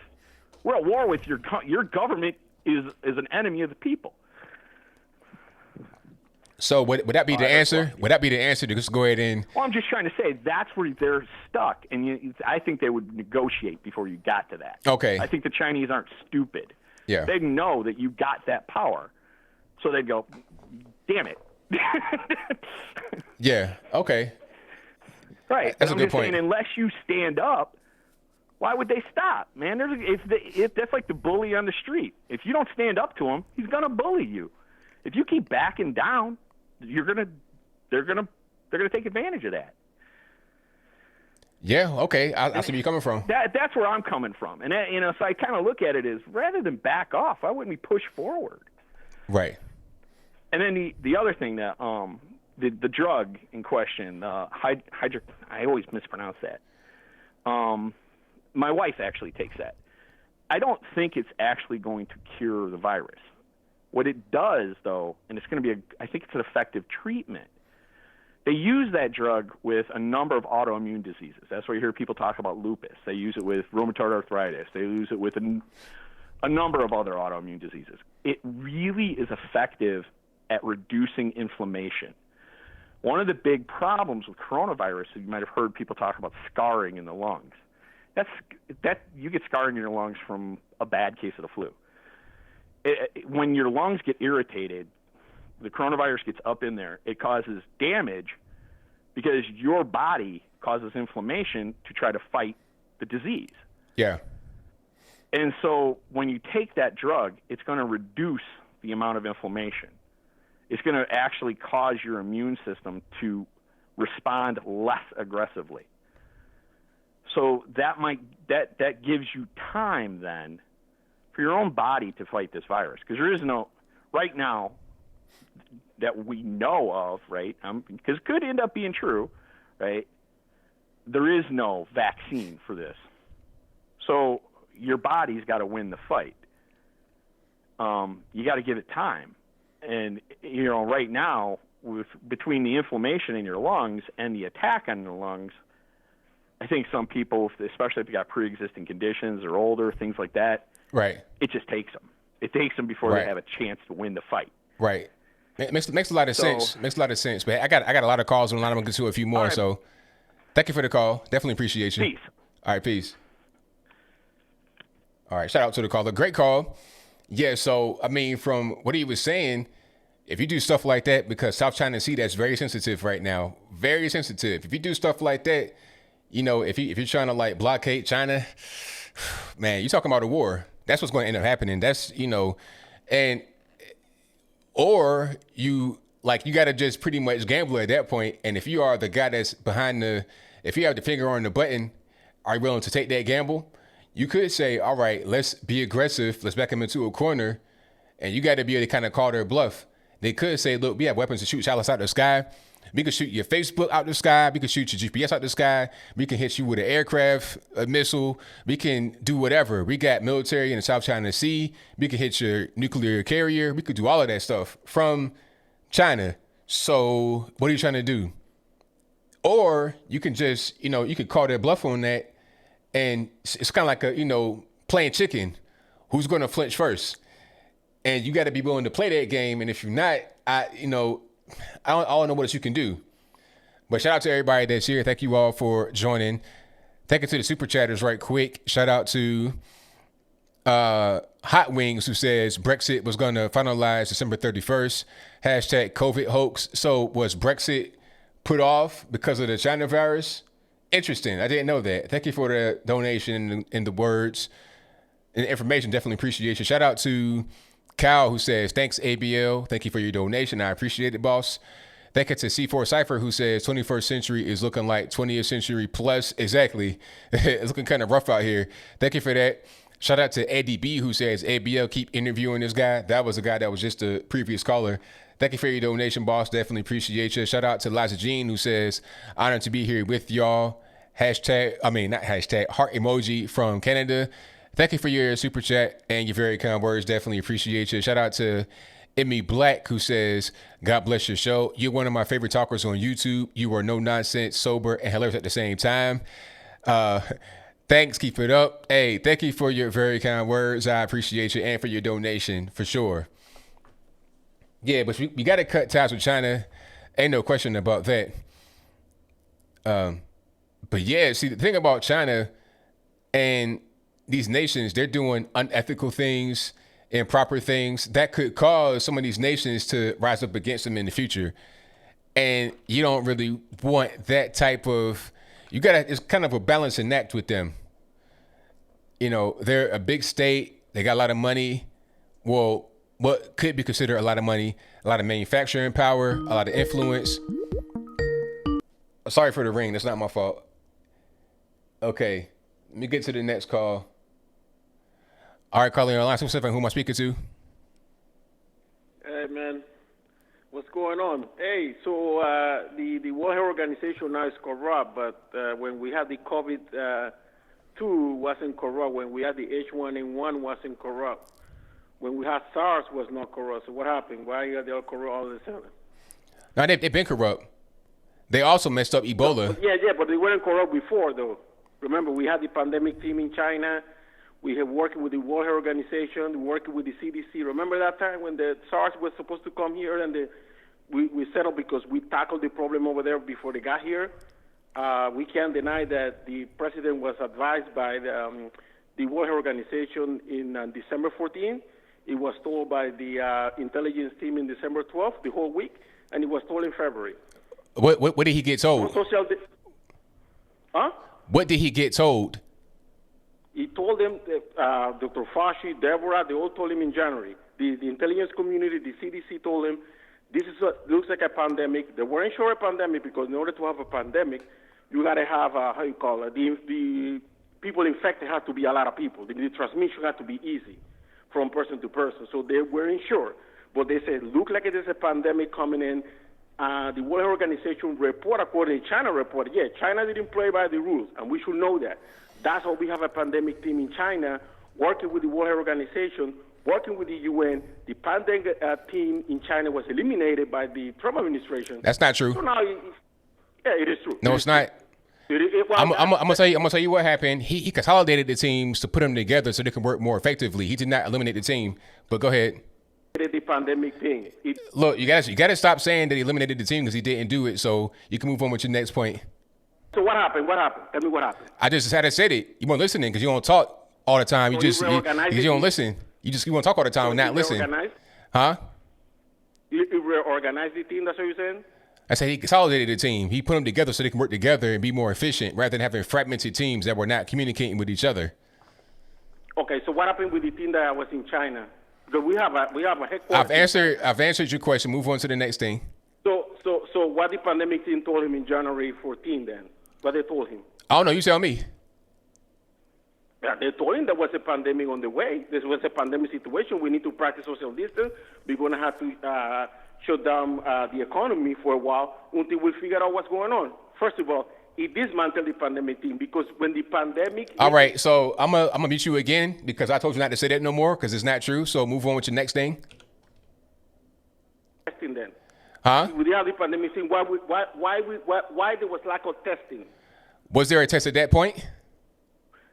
Well, we H1N1. The question was there a test at that point? Yes or no? It was a test. The World Health Organization had a test in January. For what? Had a test in January. For what? For what disease? It was a test. It was a test. Why we did not have a test? Why even today? What was the test for? What was the test for? For the COVID-19. For the antibodies to COVID-19. Why we did not have a test today? I don't know. Even today, we don't have enough testing. Well, you can't just manufacture. You can't just create. I'm gonna talk. You ask me a question. You be quiet. You can't just pop up with tests randomly like that. But what you're failing to mention is that the World Health Organization did not advise any kind of travel restriction. They said don't do that. It wouldn't be necessary to do that. So were they right or wrong about that? Well, the World Sir, the question was, were they right or wrong about that? The question was, you're muted again. When I talk, nobody can hear you, so you can keep on talking. It don't matter. Now, the question was, were they right or wrong to say do not restrict travel from China? Yes or no? Right or wrong? Well, they say because we want to insulate China. The reason that we have the question was, were they right to tell us to not restrict travel from China? So what happened with the pandemic? The question was, look, if you can't answer the question, I'm gonna hang up. That's simple as that, because I don't got all night to be dealing with you right now. Okay, I'll give you one last time to answer the question. If you can't answer, I'm gonna hang up. Yeah, it did say that what restrictions from the China was not. It didn't say that we should not do it. It said we should be careful how we do things because you don't want to isolate China and say nobody. So was that the right thing to do, the wrong thing to do? Was that right or wrong to say that? Was the right thing to do, but we did it with. So it was right to say. So it was right for the World Health Organization to tell us to not restrict travel from China. Got you. Also, they said that they also said that it was impossible for the virus to be transmitted from person to person. Was that right or wrong? That's not what they said. All right, bye. He got mad because I got him. He got mad as I got him. He don't go. It was not right for them to say, hey, just keep on traveling. Everything's fine. No, he cut off the travel, and that's how it is. All right, let's go to the next call. Let's go. Let me see. All right, hold on 1 second. 712, you're on the line. Who am I speaking to? ABL, this is Al from Iowa. How are we doing today? Everything's good, man. Can't complain. Oh, great. Hey, number one, I was going to let you know, my $1,200, I want to thank the Democrats for it, because I'm going to buy me an AR-15 and ammo. So I just want to thank you. Just want to throw that out there. Yeah.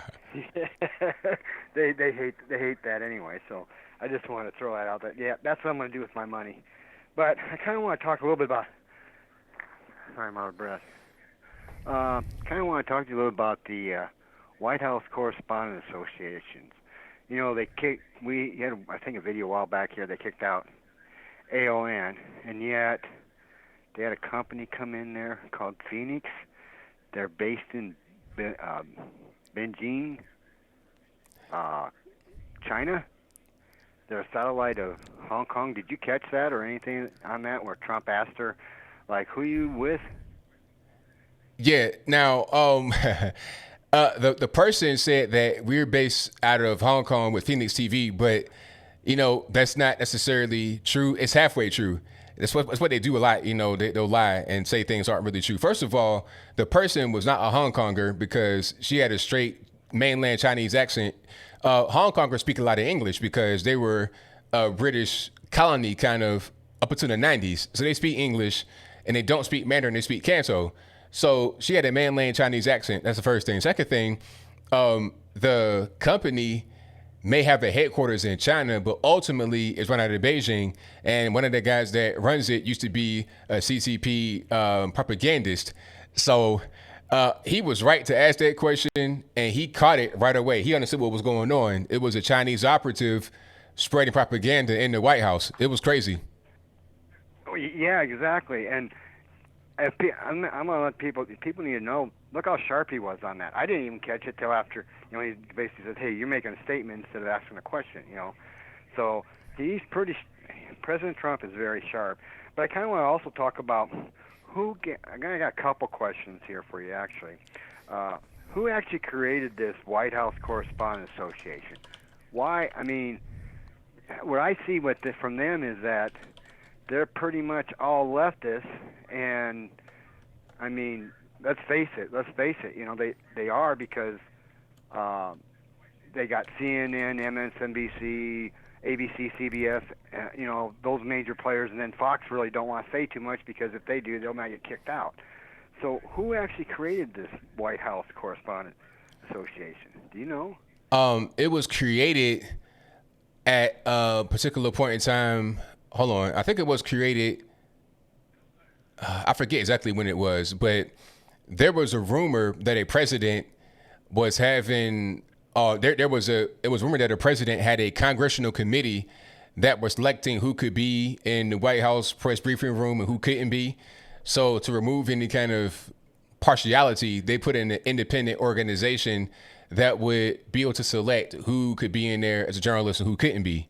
So it's just to say, so they can't say, oh, Trump just wants to put his favorite journalist in there. He wants to exclude Y, exclude Z. So that's why it was created. It was created by the government, but it's an independent organization. But it's who's actually really in charge of this? Is it just the independents, like, the ABC guy that's kind of head of it right now? What about new news organizations that are trying to start up? Even like for you, for instance, to get in there to where you could be in these questionnaires and stuff. That they're not going to let you in. So who's actually? Is it actually a public, or is it a private? Is what I was trying to get at. And then it's private. The other thing is that it's 501c3. It's a private, so it's basically a non-taxable, correct? Is that what you're saying? Yep. So basically we got that. So how can we get rid of these people or else get new leadership? I don't know. That's a good question. I'm not really sure. Second question. Yeah. That's my second question to you. I'm not really sure how to get rid of them. I try to think, how can we get rid of them? Because they're not exactly doing a good job for the American people, is what I see. They're like Obama, when he's president, you had, oh my God, they were never giving him the hard questions, like Benghazi and things like that. And yet when you get a Republican in there, oh my God, it's like a war zone in there. But I want to see equal, have them right conservatives also in that White House pool. And fine, I have no problem with the liberals. He's showing them what fake news is really all about. But I'm just wondering, how can we change this and get rid of them, and we're actually basically come up with a better solution? So I was just kind of wondering what your thoughts were on that. Yeah, there was a lot there. I'm not really sure what the question was. Well, the question is, how can we get rid of this group, WHCA, and get someone else in there that's more balanced?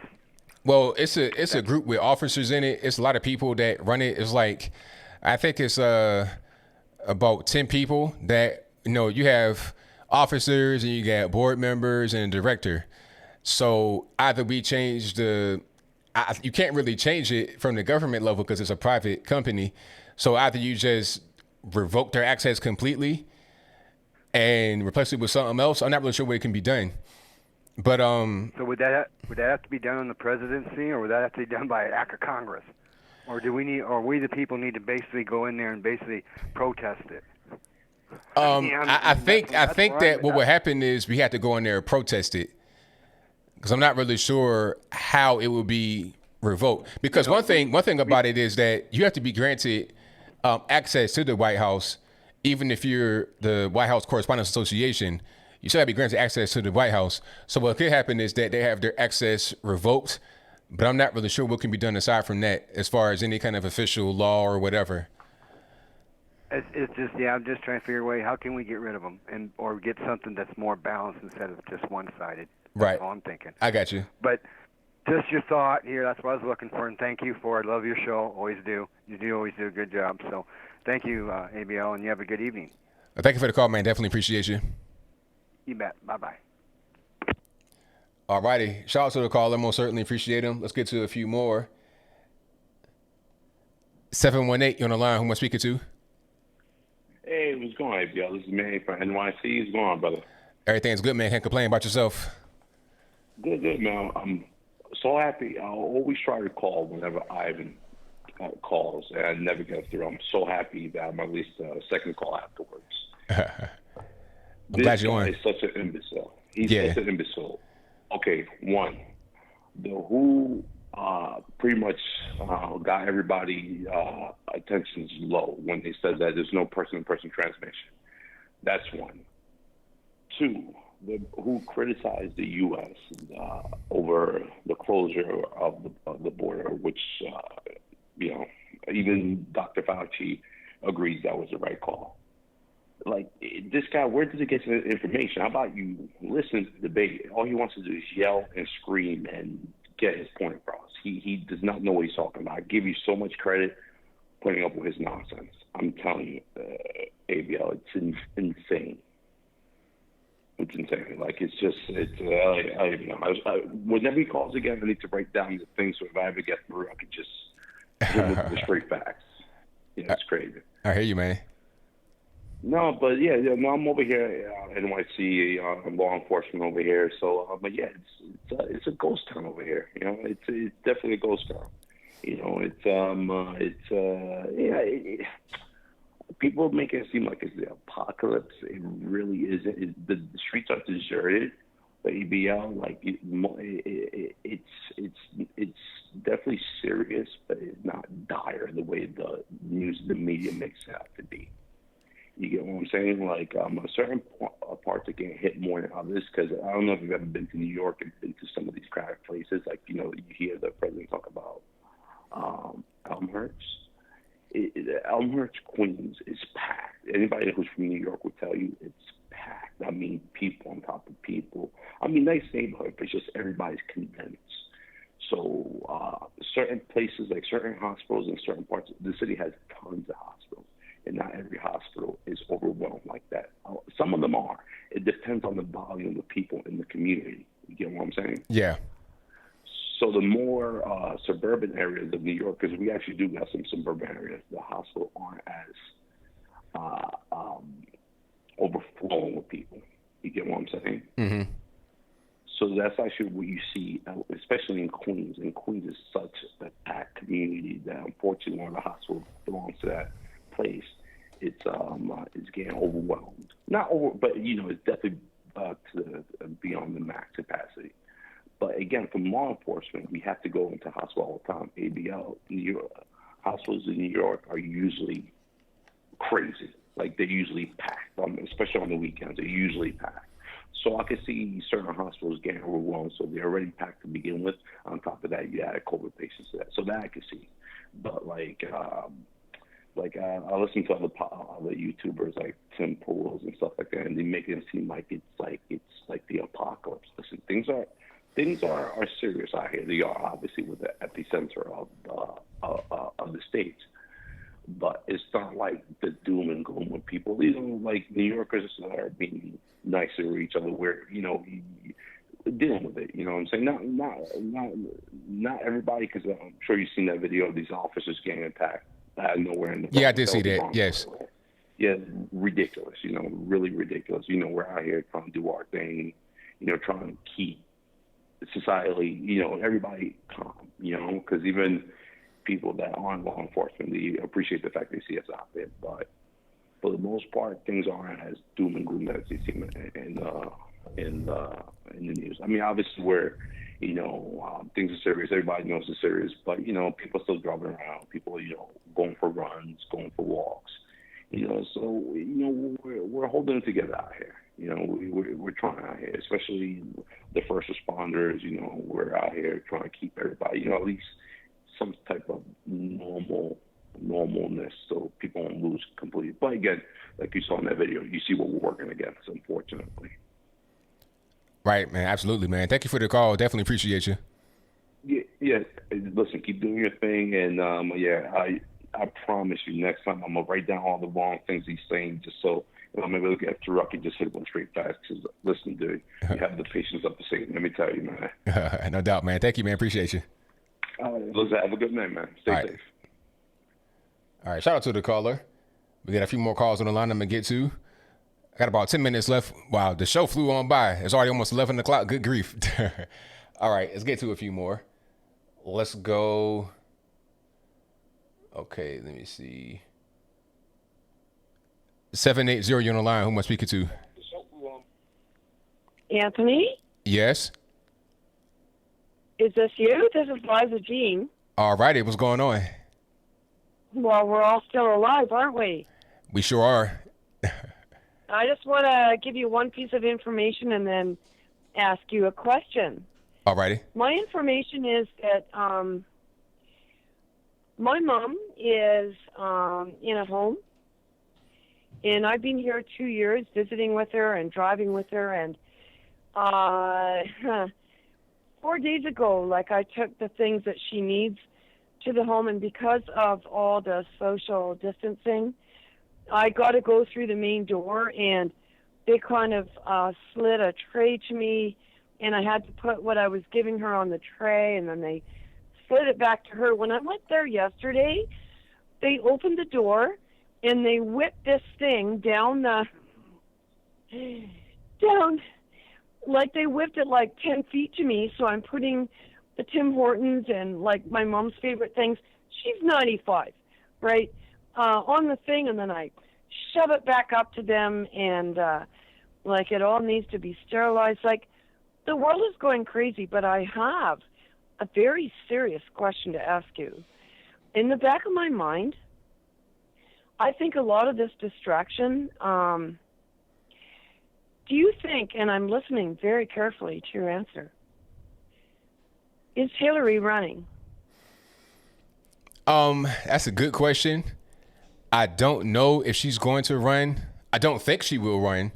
It's a long shot, but it's possible, because what could happen is if they go to the convention and it's contested, meaning Biden does not get the number of delegates he needs to automatically get the nomination, at that point they can vote for whoever they want. Talking about the delegates, because when the delegates get voted for in a particular place, they vote for who they are sent there to vote for. But when you don't get the nomination directly, outright, with the number of required delegates, they can vote for whoever. So at that point, they could pick Hillary Clinton. That's kind of a long shot, and it might not happen, but it's possible. So I'm just going to go on record and say to you, they're all hopping over the body count, and that's why the Democrat Party has been in total chaos, because they know that you don't go against the Arkansas drug dealers, all right? And I was in Nicaragua, there's been, let's just appreciate each other.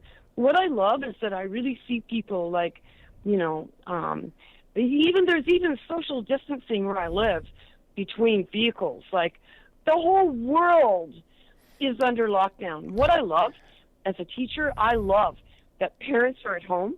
They're beginning to see this social justice crap, this nasty, nasty sexual stuff, that's being taught to their children. I see this as, it's a time for us all to reflect. However, I will go on record, that I've been a loving supporter. This is all because, the Queen of Grift, she thinks that she's going to ride in there. So, I know that I'm being emotional. We're all, every time I talk to my mom, it's as though it's the last time I'm going to talk to her. And so we just need to appreciate each other. I love you. I love what you're doing. And I'm just honored that you even took my call. Thank you. Thank you for the call. Definitely appreciate you. You got it. Bye. All right. Let's get to like maybe one more call, maybe two more calls. If I got enough time, let's see what we do. All righty. Let's go. What we got? Hold on. Let me see. 239, you know now. Who am I speaking to? Yeah, this is Loso from 305. All righty, man. What's going on? Just chilling. How everything going, man?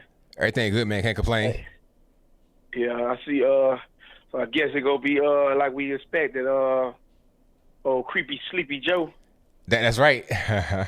Yeah, but you know what? I just was thinking. I think the establishment really want Joe, not because they can't control Bernie Sanders. I believe it's more that they probably can't control his voters as easy as they'll be able to control. His demographic. Because like the president say, even though I don't dig none of his policies, but you got to respect the little bit of voters he got. They real passionate. So you know, if he get in office and he stop and he don't do everything he say he gonna do, you know, I don't think they just go lay down that easy. So I think that, no, I just feel like Biden is would be easy to control him and his voters. Because most of the Biden people, they just Obama people, so you know, it'd be easy to do it.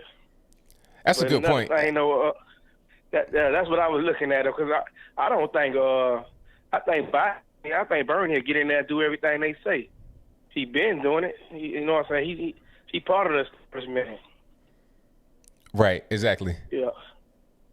Yeah, but that's all. It just was on my. I know it's kind of there's a lot of stuff I could babble on, though. But you know, I know the line's hot, so just keep up the good work. We get up out of this. Like I say, you know, the virus for real. Yeah, it's for real. But you know that the panic. You know what I'm saying? They not letting this crisis go to waste, and they lying about a lot of that stuff too, though, man. There's a lot of cases when people dying where, you know what I'm saying, it's getting proved that they didn't die because of that. And then all these posts, whatever it is, when the people die, then they take the test. That's just unheard of, you know what I'm saying? It's like everybody that died, y'all go test them for coronavirus. Then once you say that they got it, you go link the death to that. You know what I'm saying? I don't care if they get in a car accident.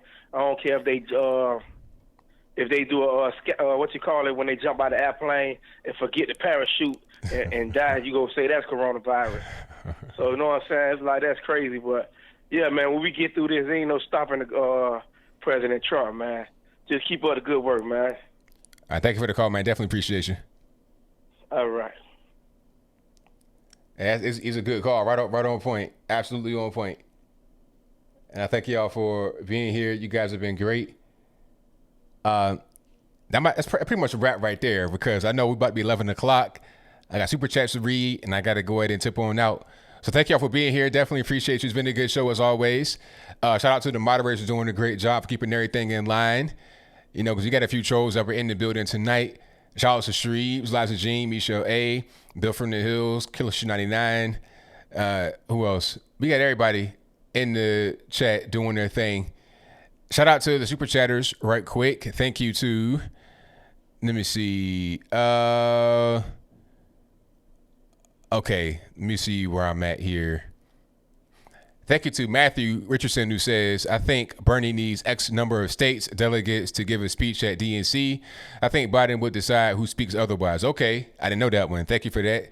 Shout out to Matthew, who says, Ivan, China knew about human to human in December, but somehow the World Health Organization was saying, no, you can't do that according to China. Very good point. Thank you for that. Thank you to my man, Charles Turner Jr., who says most of the other callers have been great tonight. Sorry, ABL. It was not my best call tonight. Oh, it's all good, man. Thank you for your support and your call. Most definitely appreciate you. Thank you to Patty Kistner for your donation with the fist bump emoji. Appreciate you for that. Thank you to Billy Saul for your donation with the cool eyes, sunshades emoji. Appreciate you. Thank you to Say Hi for your donation. Thank you. Shout out to Patty Kistner, who says, if nothing else, $5 is considered gas money again. Ain't that right? I filled up. I have like a little small, like a small SUV. I went from E to full with $18. I was like, wow. You know, I tried. I was like, okay, let me get 20 on pump XYZ, right? And then it stopped. I was like, really? That it didn't even. I put more than I thought I would. I put less than I thought I would need, but ended up with more. It was crazy. But shout out to ADB, who says ABL, Democrat leadership and their lackey media are blowing this whole situation out of proportion. They know it's their last hope of damaging Trump before the upcoming election, setting up Governor Cuomo. Yeah, that's a good point. Thank you for your donation, man. Definitely appreciate you. And shout out to Max Dominguez, who says, I'm going to go ahead and do this. Thumbs up. Thank you, ABL. Well, thank you for your donation and your support. I appreciate you guys, of course. And that'll be a wrap. You guys have been great. I'll be back live again on Saturday of this week. Of course, 8 p.m. Eastern to 11 p.m. Eastern.